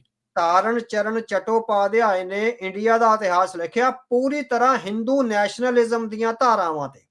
ਠੀਕ ਹੈ। ਹੁਣ ਤੁਸੀਂ ਦੇਖੋ ਵੀ ਸਿੱਖਾਂ ਕੋਲ ਅੱਜ ਵੀ ਕੋਈ ਵਿਦਵਾਨ ਨਹੀਂ ਹੈਗਾ ਜਿਹੜਾ ਸਿੱਖ ਇਤਿਹਾਸ ਨੂੰ ਉਸ ਲੈਵਲ ਤੇ ਲਿਖ ਸਕੇ ਜੋ 1830-35 ਵਿੱਚ ਤਾਰਨ ਚਰਨ ਚਟੋਪਾਧਿਆਏ ਨੇ ਲਿਖਤਾ। ਠੀਕ ਹੈ। ਐਡਾ ਵੱਡਾ ਹਿੰਦੂ ਨੈਸ਼ਨਲਿਜ਼ਮ ਉਹਨੇ ਕਰਿਆ। ਅੰਗਰੇਜ਼ਾਂ ਨੂੰ ਸਮਝ ਨਹੀਂ ਆਈ, ਉਹਦੀਆਂ ਕਿਤਾਬਾਂ ਸਕੂਲਾਂ, ਕਾਲਜਾਂ ਤੇ ਯੂਨੀਵਰਸਿਟੀਆਂ ਵਿੱਚ ਇਤਿਹਾਸ ਦੀਆਂ ਕਿਤਾਬਾਂ ਵਜੋਂ ਪੜ੍ਹਾਈਆਂ ਜਾਂਦੀਆਂ ਸੀ ਉਸ ਟਾਈਮ ਤੇ ਉਹਨਾਂ ਕਿਤਾਬਾਂ ਨੇ ਇਹੋ ਜਿਹਾ ਹਿੰਦੂ ਨੈਸ਼ਨਲਿਜ਼ਮ ਕ੍ਰੀਏਟ ਕਰਿਆ। ਜਦੋਂ 1920 ਜਾਂ 25 ਵਿੱਚ ਜਾ ਕੇ ਅੰਗਰੇਜ਼ਾਂ ਨੂੰ ਸਮਝ ਆਈ, ਉਦੋਂ ਤੱਕ ਉਹ ਇੰਨਾ ਮਜ਼ਬੂਤ ਹੋ ਚੁੱਕਿਆ ਸੀ ਹਿੰਦੂ ਨੈਸ਼ਨਲਿਜ਼ਮ, ਮੁੜ ਕੇ ਉਹਨਾਂ ਦੇ ਪੈਰ ਹੀ ਨਹੀਂ ਲੱਗੇ। ਇੱਕ ਮੈਂ ਡੇਵਿਡ ਕੋਪੋਫ ਦੀ ਕਿਤਾਬ ਪੜ੍ਹੀ ਹੈਗੀ ਆ, ਉਹ ਹੈਗੀ ਆ ਬ੍ਰਿਟਿਸ਼ ਓਰੀਐਂਟਲਿਜ਼ਮ ਐਂਡ ਬੰਗਾਲ ਰਿਨਾਇਸੈਂਸ। ਉਹਨੇ ਲਿਖਿਆ, ਕਹਿੰਦਾ 1830-31 ਵਿੱਚ ਆ ਕੇ ਮੈਕੌਲੇ ਉਹਨਾਂ ਨੇ ਕਿਹਾ ਵੀ ਅਸੀਂ ਜਿਹੜੇ ਇੰਡੀਅਨ ਓਰੀਐਂਟਲਿਸਟ ਆ ਉਹਨਾਂ ਦਾ ਭੋਗ ਪਾ ਦਿੱਤਾ ਔਰ ਇੰਡੀਅਨ ਓਰੀਐਂਟਲਿਜ਼ਮ ਦੀ ਜਿਹੜੀ ਲਾਸ਼ ਆ ਸਾਡੇ ਸਾਹਮਣੇ ਪਈ ਆ। ਡੇਵਿਡ ਕੋਪੋਫ ਕਹਿੰਦਾ ਵੀ ਜਿਹਨੂੰ ਮੈਕੌਲੇ ਇਹ ਕਹਿੰਦਾ ਸੀ ਨਾ ਵੀ ਇੰਡੀਅਨ ਓਰੀਐਂਟਲਿਜ਼ਮ ਦੀ ਲਾਸ਼ ਸਾਡੇ ਸਾਹਮਣੇ ਪਈ ਆ, ਕਹਿੰਦਾ 4-5 ਸਾਲਾਂ ਬਾਅਦ ਹੀ ਉਹ ਲਾਸ਼ ਹਰਕਤ ਕਰਨ ਲੱਗੀ ਤੇ ਮੁੜ ਕੇ ਦਲਤੀਆਂ ਮਾਰ ਕੇ ਭੱਜਣ ਲੱਗੀ ਆ। ਉਹਨੇ ਕਿ ਇਹ ਜਿਹੜੀ ਐਡੀ ਵੱਡੀ ਉਹਨਾਂ ਨੇ ਕਲਚਰਲ, ਇੰਡੀਆ ਦੇ ਵਿਦਵਾਨਾਂ ਨੇ ਇੰਨੀ ਵੱਡੀ ਕਲਚਰਲ ਔਰ ਜਿਹੜੀ ਹਿਸਟੋਰੀਕਲ ਜੰਗ ਲੜੀ ਆ ਇੰਡੀਅਨ ਨੈਸ਼ਨਲਿਜ਼ਮ ਦੇ ਮਾਮਲੇ ਵਿੱਚ, ਵੀ ਜੇ ਉਹਨਾਂ ਕੋਲ ਫੌਜ ਹੁੰਦੀ ਨਾ, ਇੰਡੀਆ ਕੋਲ ਆਰਗੇਨਾਈਜ਼ਡ ਫੌਜ ਹੁੰਦੀ ਇੰਡੀਅਨ ਲੀਡਰਾਂ ਕੋਲ, ਤਾਂ ਗੋਰਿਆਂ ਨੂੰ ਇਹ 1870-80 ਵਿੱਚ ਹੀ ਭਜਾ ਦਿੰਦੇ। ਇੰਨਾ ਵੱਡਾ ਇਹਨਾਂ ਦਾ ਜਿਹੜਾ ਸਿਸਟਮ ਸੀ। ਸੋ ਪੂਰੀ ਤਰ੍ਹਾਂ ਬ੍ਰਾਹਮਣੀਕਲ ਆਰਡਰ ਆ ਜਿਹੜਾ, ਜੇ ਅੱਜ ਅਮਰੀਕਾ ਦੇ ਵਿਦਵਾਨਾਂ ਨੂੰ ਇਹ ਸਮਝ ਆਉਣ ਲੱਗਿਆ ਜਾਂ ਉੱਥੇ ਇਹ ਗੱਲ ਹੋਣ ਲੱਗੀ ਆ ਤਾਂ ਅਸੀਂ ਸਮਝਦੇ ਹਾਂ ਉਹ ਰਾਈਟ ਟਰੈਕ ਤੇ ਹੈਗੇ ਆ। ਪੂਰੇ ਗਲੋਬਲ ਆਰਡਰ ਦਾ ਬ੍ਰਾਹਮਣਿਜ਼ਮ ਹੋ ਜਾਣਾ ਸੀਗਾ ਜੇ ਨਾ ਸੁਚੇਤ ਹੋਇਆ ਗਿਆ ਤਾਂ ਨਾ। ਸੋ ਇਹਦੇ ਬਾਰੇ ਸਮੁੱਚੀਆਂ ਜਿਹੜੀਆਂ ਵੈਸਟਰਨ ਤਾਕਤਾਂ ਨੇ ਉਹਨਾਂ ਨੂੰ ਬਹੁਤ ਸੁਚੇਤ ਹੋਣ ਦੀ ਲੋੜ ਹੈਗੀ ਆ, ਵਰਨਾ ਜਿਹੜੀ ਸਥਿਤੀ ਆ ਉਹਨਾਂ ਦੇ ਹੱਥਾਂ ਵਿੱਚੋਂ ਨਿਕਲ ਸਕਦੀ ਹੈ। ਜੀ ਕੀ ਇਹਨਾਂ ਦੀਆਂ ਹੁਣ ਅੱਖਾਂ ਤੋਂ ਇਹ ਪਰਦਾ ਜਿਹੜਾ ਉਹ ਉੱਠ ਰਿਹਾ ਆ? ਜਿਹੜੇ ਪੀਟਰ ਨਵਾਰੋ ਦਾ ਬਿਆਨ ਇਹੀ ਜਿਹੜਾ ਉਹ ਇਹਨਾਂ ਨੂੰ ਨਜ਼ਰ ਆਉਂਦਾ ਆ? ਤੁਹਾਨੂੰ ਕਿਉਂ ਲੱਗਦਾ ਵੀ ਇਹਨਾਂ ਦੀਆਂ ਅੱਖਾਂ ਤੋਂ ਇਹ ਪਰਦਾ ਜਿਹੜਾ ਉੱਠਿਆ? ਕਿਹੜੀਆਂ ਚੀਜ਼ਾਂ ਅੰਦਰ ਖਾਤੇ ਹੋਈਆਂ ਹੋ ਸਕਦੀਆਂ ਜਿਹਦੇ ਕਰਕੇ ਇਦਾਂ ਦਾ ਬਿਆਨ ਆਇਆ ਹੋਊਗਾ? ਹੁਣ ਅਸਲ ਪਿਛਲੇ ਨਾ 10-15 ਸਾਲਾਂ ਤੋਂ ਹਿੰਦੂਇਜ਼ਮ ਬਾਰੇ ਜਾਂ ਬ੍ਰਾਹਮਣਿਜ਼ਮ ਬਾਰੇ ਵੈਸਟ ਦੀਆਂ ਯੂਨੀਵਰਸਿਟੀਆਂ ਵਿੱਚ ਬਹੁਤ ਸਾਰੀ ਰਿਸਰਚ ਹੋਣ ਲੱਗੀ ਹੈਗੀ ਆ, to see Hinduism and Brahmanism from other point of view, ਵੀ ਉਹ ਇੱਕ ਵੱਖਰੇ ਐਂਗਲ ਤੋਂ ਜੋ ਕੁਝ ਭਾਰਤੀ ਵਿਦਵਾਨਾਂ ਵੱਲੋਂ ਹਿੰਦੂਇਜ਼ਮ ਜਾਂ ਬ੍ਰਾਹਮਣਿਜ਼ਮ ਦਾ ਦੱਸਿਆ ਜਾ ਰਿਹਾ ਉਹ ਤੋਂ ਉਲਟ ਜਾਂ ਉਹਦੇ ਕ੍ਰਿਟੀਕ ਵਿੱਚ ਜਿਹੜੀਆਂ ਬਹੁਤ ਸਾਰੀਆਂ ਜਿਹੜੀਆਂ ਕਿਤਾਬਾਂ ਆ ਰਹੀਆਂ ਨੇ। ਸੋ ਸਾਨੂੰ ਲੱਗਦਾ ਹੈ ਵੀ ਵੈਸਟ ਵਿੱਚ ਇੱਕ ਡਿਫਰੈਂਟ ਸਟੱਡੀ ਆ ਜਿਹੜੀ ਬ੍ਰਾਹਮਣਿਜ਼ਮ ਬਾਰੇ ਆ ਹੋ ਰਹੀ ਹੈਗੀ ਆ। ਸੋ ਉਹਦਾ ਹੀ ਇਹ ਇਨਪੁਟ ਹੋਏਗਾ ਵੀ ਪੀਟਰ ਨਵੈਰੋ ਨੂੰ ਜਿਹੜਾ ਹੈਗਾ ਇਹ ਬਿਆਨ ਦੇਣਾ ਪਿਆ ਹੈਗਾ। ਸੋ ਉਹਨਾਂ ਨੂੰ ਇਹ ਸੁਚੇਤ ਰੂਪ ਵਿੱਚ ਇਸ ਫਨੋਮਨੇ ਨੂੰ ਜਿਹੜਾ ਹੈਗਾ ਇਹਨੇ ਦਲਿਤਾਂ ਨੂੰ ਖਾਧਾ, ਮਤਲਬ ਕਿ ਜਿਹੜੀ ਧਿਰ 9 ਲੱਖ ਬੋਧੀਆਂ ਦਾ ਕਤਲ ਕਰ ਚੁੱਕੀ ਹੈਗੀ ਆ, ਔਰ ਉਹ RSS ਦਾ ਮੁਖੀ ਕਹਿ ਰਿਹਾ ਵੀ ਆਰ ਐਗੈਲੀਟੇਰੀਅਨ ਕਲਚਰ, ਵੀ ਸਾਡਾ ਸਮਾਨਤਾ ਦਾ ਕਲਚਰ ਹੈਗਾ, ਅਸੀਂ ਤਾਂ ਸਾਰਿਆਂ ਨੂੰ ਰਿਸਪੈਕਟਫੁਲੀ ਥਾਂ ਦਿੰਦੇ ਆ। 9 ਲੱਖ ਬੋਧੀ ਕਤਲ ਹੋਏ ਆ। ਸਿੱਖ ਕਿੰਨੇ ਕਤਲ ਹੋਏ ਆ? ਮਤਲਬ ਕਿ ਉਹ ਸਾਡੇ ਸਾਹਮਣੇ ਹਾਲੇ ਕੋਈ ਡਾਟਾ ਵੀ ਨਹੀਂ ਹੈਗਾ। ਜੈਨਿਜ਼ਮ ਇਹਨਾਂ ਨੇ ਖਾ ਲਿਆ, ਇਹਨਾਂ ਨੇ ਜੋਗੀਆਂ ਦਾ ਖਾ ਲਿਆ, ਨਾਥਾਂ ਦਾ ਖਾ ਲਿਆ, ਮਤਲਬ ਕਿ ਕਿੰਨੀਆਂ ਜਿਹੜੀਆਂ ਹਿੰਦੂਇਜ਼ਮ ਦੀਆਂ ਭਗਤੀ ਲਹਿਰ ਆ ਜਿਹੜੀ ਇਹਨਾਂ ਨੇ ਖਾ ਲਈ ਹੈਗੀ। ਸੋ ਇਹ it is not an egalitarian system. ਇਹ ਜਿਹੜੀਆਂ ਵੱਖਰੀਆਂ ਧਾਰਮਿਕ ਪਰੰਪਰਾਵਾਂ ਨੇ ਉਹਨਾਂ ਦਾ ਬ੍ਰਾਹਮਣੀਕਰਨ, ਹਿੰਦੂਕਰਨ ਤੇ ਸੰਸਕ੍ਰਿਤੀਕਰਨ ਕਰਦੇ ਹੈਗੇ ਆ ਤੇ ਉਹਨੂੰ ਆਪਣੇ ਵਿੱਚ ਸਮੋ ਕੇ ਉਹਨੂੰ ਕਤਲ ਕਰ ਦਿੰਦੇ ਹੈਗੇ। ਸੋ ਇਹ ਬੜਾ ਹੀ ਡਿਫਰੈਂਟ ਕਾਈਂਡ ਦਾ ਫਨੋਮਨਾ ਹੈ ਜਿਹਨੂੰ ਵੈਸਟ ਨੂੰ ਬਹੁਤ ਧਿਆਨ ਨਾਲ ਵਾਚਣਾ ਚਾਹੀਦਾ। ਜਿਹੜੀ ਹੁਣ ਇਹ ਚੀਜ਼ਾਂ ਹੋਇਆ ਇਹਨਾਂ ਦੀ ਅਸਲ ਨੀਤੀ ਨੂੰ ਜੇ ਆਪਾਂ ਕਹੀਏ ਵੀ ਇਹ ਜੇ ਸਮਝਣ ਲੱਗੇ ਆ, ਜੇਕ ਸੁਲੇਵਾਨ ਦੀ NSA ਜਿਹੜੇ ਨੈਸ਼ਨਲ ਸਿਕਿਉਰਿਟੀ ਐਡਵਾਈਜ਼ਰ ਰਹੇ ਆ ਬਾਈਡਨ ਹੋਣਾ ਦੇ ਟਾਈਮ, ਉਹਨਾਂ ਦੇ ਆਪਾਂ ਲੇਖ ਨੂੰ ਕਾਫੀ ਲੰਬੇ ਲੇਖ ਨੂੰ ਜਿਹੜਾ ਉਹ ਵਿਚਾਰ ਜਿਹੜੀ ਉਸਦੇ ਕੀਤੇ ਸੀ ਵੀ restructuring of south East Asia, ਇਹ ਇਸ ਦਾ ਪੜਾਅ ਹੈ ਜੋ ਆਪਾਂ ਇਸ ਟਾਈਮ ਜੀਓਪੋਲਿਟਿਕਲੀ ਚੇਂਜ ਜਿਹੜਾ ਇੱਥੇ ਨਜ਼ਰ ਆ ਰਿਹਾ? ਹਾਂਜੀ, ਇਹ ਹੋ ਸਕਦਾ ਹੈਗਾ ਵੀ ਜੇ ਇਹ ਗੰਭੀਰਤਾ ਨਾਲ ਹੁਣ ਵੈਸਟ ਵਾਲੇ ਜਾਂ ਡੋਨਾਲਡ ਟਰੰਪ ਦੀ ਟੀਮ ਹੈ ਜਿਹੜੀ ਕਿੰਨੀ ਗੰਭੀਰਤਾ ਨਾਲ ਅੱਗੇ ਵਧਦੀ ਆਇਆ। ਹੁਣ ਇਹ ਵੀ ਹੋ ਸਕਦਾ ਵੀ ਇਹ 4 ਸਾਲਾਂ ਤੱਕ ਹੀ ਇਸ ਤਰ੍ਹਾਂ ਰਵੇ, ਜਦੋਂ ਅਗਲੀ ਸਰਕਾਰ ਆ ਜੂਗੀ ਉਹ ਫਿਰ ਡੋਨਾਲਡ ਟਰੰਪ ਵਾਲੀਆਂ ਸਾਰੀਆਂ ਨੀਤੀਆਂ ਨੂੰ ਪਰੇ ਕਰਕੇ ਤੇ ਉਹ ਜਿਹੜਾ ਹੈਗਾ ਵੀ ਉਹ ਫਿਰ ਇੰਡੀਆ ਨੂੰ ਆਪਣੇ ਨਾਲ ਲਾ ਲਵੇ। ਸੋ ਇਹ ਡਿਪੈਂਡ ਕਰੇਗਾ ਵੀ ਜਿਹੜਾ ਵੀ ਕਿਸ ਤਰ੍ਹਾਂ, ਜੇ ਤਾਂ ਜੇਕ ਸੁਲੇਮਾਨ ਵਾਲੀ ਨੀਤੀ ਕਿਉਂਕਿ ਉਹ ਚੱਲ ਰਹੀ ਹੈ ਕਿਉਂਕਿ ਉਹ ਬਾਈਡਨ ਪ੍ਰਸ਼ਾਸਨ ਚ ਆਈ ਆ, ਪਰ ਹਲੇ ਵੀ ਜਿਉਂਦੀ ਤਿਉਂ ਚੱਲ ਰਹੀ ਆ ਕਿਤੇ ਨਾ ਕਿਤੇ। ਇਹ ਲੌਂਗ ਟਰਮ ਤੇ ਇਸ ਤਰ੍ਹਾਂ ਚੱਲੇਗੀ ਰੀਸਟਰਕਚਰਿੰਗ ਵਾਲੀ, ਜਾਂ ਉਹ ਹੈਗੇ ਉਹਦਾ ਫੇਲਿਅਰ ਹੋਵੇਗਾ ਜਾਂ ਹੋਰ ਕੁਝ ਚੱਲੇਗਾ, ਇਹ ਦੇਖਣ ਵਾਲੀ ਗੱਲ ਹੋਵੇਗੀ। ਪਰ ਹਾਲ ਦੀ ਘੜੀ ਉਹਦਾ ਐਸੈਂਸ ਆ ਜਿਹੜਾ ਸਮਝ ਆ ਰਿਹਾ ਹੈਗਾ ਵੀ ਹਾਂ ਇਹ ਸਮਝ ਰਹੇ ਆ ਜਾਂ ਰੀਸਟਰਕਚਰਿੰਗ ਕਿਤੇ ਨਾ ਕਿਤੇ ਹਲੇ ਨਹੀਂ ਹੋ ਸਕਦਾ 50 ਸਾਲਾਂ ਨੂੰ ਵੀ ਉਹ ਹੋ ਸਕਦੀ ਹੈਗੀ ਆ। ਓਵਰਆਲ ਕੀ ਆਪਾਂ ਉੱਥੋਂ ਦੀ ਜੀਓਪੋਲਿਟਿਕਸ ਦੇ ਉੱਤੇ ਅਸਰ ਇਹ ਸਾਰੀ ਚੀਜ਼ ਦਾ ਜਿਹੜਾ ਉਹ ਦੇਖ ਰਹੇ ਹਾਂ ਜਾਂ ਦੇਖਾਂਗੇ? ਉਹਦੇ ਚ ਇਹ ਹੈਗਾ ਵੀ ਚਾਈਨਾ ਅਮਰਜ ਹੋ ਰਿਹਾ ਹੈਗਾ। ਘੱਟੋ ਘੱਟ ਉਹ ਏਸ਼ੀਆ ਵਿੱਚ ਆ ਜਿਹੜੀ ਆਪਣਾ ਇਨਫਲੂਐਂਸ ਤੇ ਆਪਣੀਆਂ ਪੈੜਾਂ ਨੇ ਉਹ ਛੱਡੇਗਾ। ਉਹਦੇ ਕੋਲ ਰਿਸੋਰਸਿਸ ਘੱਟੋ ਘੱਟ ਏਸ਼ੀਆ ਵਿੱਚ ਖੇਲਣ ਜੋਗੇ ਰਿਸੋਰਸਿਸ ਚਾਈਨਾ ਕੋਲ ਹੈਗੇ ਨੇ, ਹਨਾ। ਆਪਾਂ ਇਹ ਨਹੀਂ ਕਹਿੰਦੇ ਵੀ ਅਮਰੀਕਾ ਦੇ ਜਿੰਨੇ ਟੱਕਰ ਦੇਣ ਵਾਲੇ ਆ, ਪਰ ਕੁਝ ਖੇਡਣ ਜੋਗੇ ਰਿਸੋਰਸਿਸ ਆ ਜਿਹੜੇ ਉਹਦੇ ਕੋਲ ਹੈਗੇ ਆ। ਹੁਣ ਉਹਨੇ ਜਿਸ ਤਰ੍ਹਾਂ ਇੰਡੀਆ ਨੇ ਆਸੀਅਨ ਕੰਟਰੀਜ਼ ਦਾ ਜਿਹੜਾ ਗਰੁੱਪ ਬਣਾਇਆ ਸੀ ਉਹ ਲਗਭਗ ਖਤਮ ਆ ਹੁਣ। ਜਦੋਂ SCO ਆ ਗਿਆ ਜਿਹਦੀ ਇਹ ਸ਼ੰਘਾਈ ਕੋਆਪਰੇਸ਼ਨ ਆਰਗੇਨਾਈਜੇਸ਼ਨ ਆ ਜਿਹੜੀ, ਉਹਨੇ ਇੰਡੀਆ ਦਾ ਹੋਲਡ ਖਤਮ ਕਰਤਾ। ਆਸੀਅਨ ਗਰੁੱਪ ਆ ਖਤਮ ਹੋ ਗਿਆ ਹੋਇਆ ਜਿਹੜਾ, ਹਨਾ। ਬੰਗਲਾਦੇਸ਼ ਵਿੱਚ ਤਬਦੀਲੀ ਆ, ਪ੍ਰੋ ਇੰਡੀਆ ਗਵਰਨਮੈਂਟ ਨਹੀਂ ਰਹੀ ਉੱਥੇ, ਹਨਾ।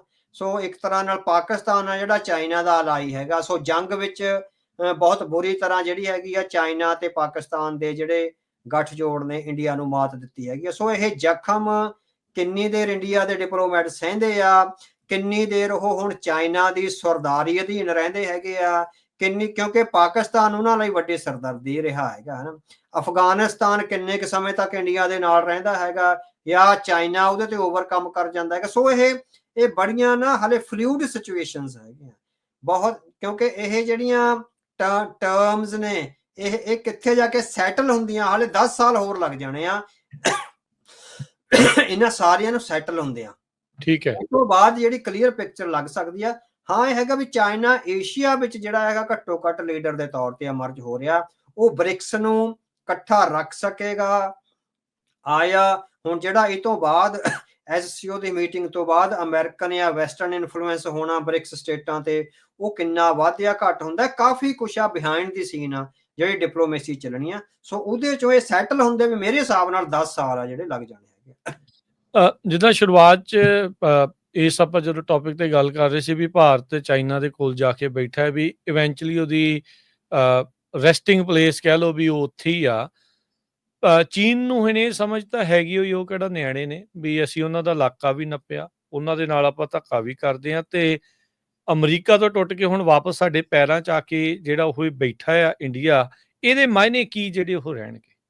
ਨਹੀਂ, ਉਹਨਾਂ ਲਈ ਤਾਂ ਇਹ ਪੋਜ਼ਿਟਿਵ ਸਿਚੁਏਸ਼ਨ ਆ, ਕਿਉਂਕਿ ਤੁਸੀਂ ਦੇਖੋ ਜਿਹੜਾ ਟ੍ਰੇਡ ਵਾਈਜ਼ ਵੀ ਹੈਗਾ ਨਾ, ਟ੍ਰੇਡ ਵਾਈਜ਼ ਇੰਡੀਆ ਦੇ ਐਕਸਪੋਰਟ ਚਾਈਨਾ ਨੂੰ ਘੱਟ ਨੇ, ਅਮਰੀਕਾ ਨੂੰ ਜ਼ਿਆਦਾ ਸੀ, ਹਨਾ। ਚਾਈਨਾ ਨਾਲ ਉਹਨਾਂ ਦਾ ਉਲਟਾ ਟ੍ਰੇਡ ਡੈਫਿਸਿਟ ਆ।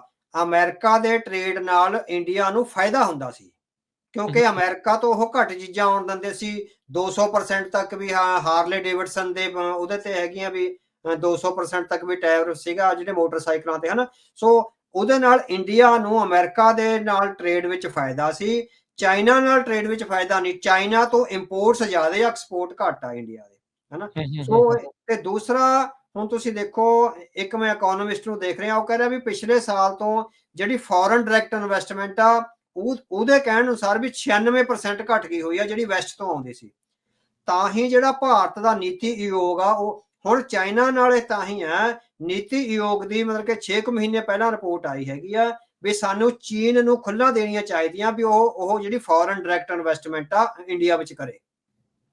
ਇਹਨਾਂ ਦੇ ਟ੍ਰੇਡ ਦਾ ਬਹੁਤ, ਜਿਸ ਤਰ੍ਹਾਂ ਵੀ ਕ੍ਰਾਈਸਿਸ ਵਿੱਚ ਹੈਗੀ ਆ ਫੋਰਨ ਡਾਇਰੈਕਟ ਇਨਵੈਸਟਮੈਂਟ ਹੈਗੀ ਆ, ਚਾਈਨਾ ਨੂੰ ਉਹ ਟੈਕਨੀਕਲ ਜਿਹੜੀ ਹੈ ਫੀਲਡ ਵਿੱਚ 24 ਤੋਂ 25% ਦੀ ਜਿਹੜੀ FDI ਕਰਨ ਦੀਆਂ ਖੁੱਲ੍ਹਾ ਦੇਣ ਨੂੰ ਤਿਆਰ ਨੇ। ਸੋ ਇੰਡੀਆ ਦਾ ਟ੍ਰੇਡ ਵਾਈਜ਼ ਆ ਜਿਹੜਾ, ਜੇ ਤਾਂ ਸਿਰਫ FDI ਨੂੰ ਸਾਹਮਣੇ ਰੱਖ ਕੇ, ਜੇ FDI ਇੱਕਦਮ ਨਹੀਂ ਆਉਂਦੀ ਤਾਂ ਜਿਹੜਾ ਉਹਨਾਂ ਦਾ ਟ੍ਰੇਡ ਡੈਫਿਸਿਟ ਆ ਤੇ ਜਿਹੜਾ ਬਿਜ਼ਨਸ ਹੈ ਉਹ ਬਹੁਤ ਬੁਰੀ ਤਰ੍ਹਾਂ ਪ੍ਰਭਾਵਿਤ ਹੋਵੇਗਾ। ਸੋ ਸਾਨੂੰ ਲੱਗਦਾ ਵੀ ਹਾਲ ਦੀ ਘੜੀ ਉਹ ਵੈਸਟ ਤੋਂ ਜਿਹੜੀ FDI ਖਤਮ ਹੋਈ ਆ, ਉਹ FDI ਦਾ ਖਾਨਾ ਪੂਰਨ ਲਈ ਉਹ ਚਾਈਨਾ ਨਾਲ ਤੇ ਰਸ਼ੀਆ ਨਾਲ ਜਿਹੜਾ ਹੈਗਾ ਕੋਲੈਬੋਰੇਟ ਕਰ ਰਿਹਾ ਹੈਗਾ।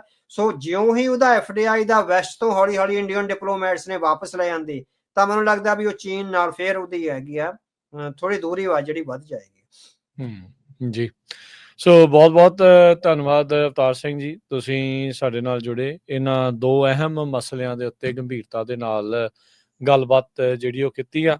ਤੇ ਆਪਾਂ ਉਮੀਦ ਕਰਦੇ ਹਾਂ ਵੀ ਸਾਡੇ ਜਿਹੜੇ ਸੁਣਨ ਵਾਲੇ ਸਰੋਤੇ ਤੇ ਦੇਖਣ ਵਾਲੇ ਜਿਹੜੇ ਦਰਸ਼ਕ ਆ, ਉਹਨਾਂ ਦੇ ਵੀ ਮਨਾਂ ਦੇ ਵਿੱਚ ਜਿਹੜੀਆਂ ਨਵੀਆਂ ਗੱਲਾਂ ਆ ਉਹ ਪਹੁੰਚੀਆਂ ਜਿਹੜੀਆਂ ਹੋਣਗੀਆਂ।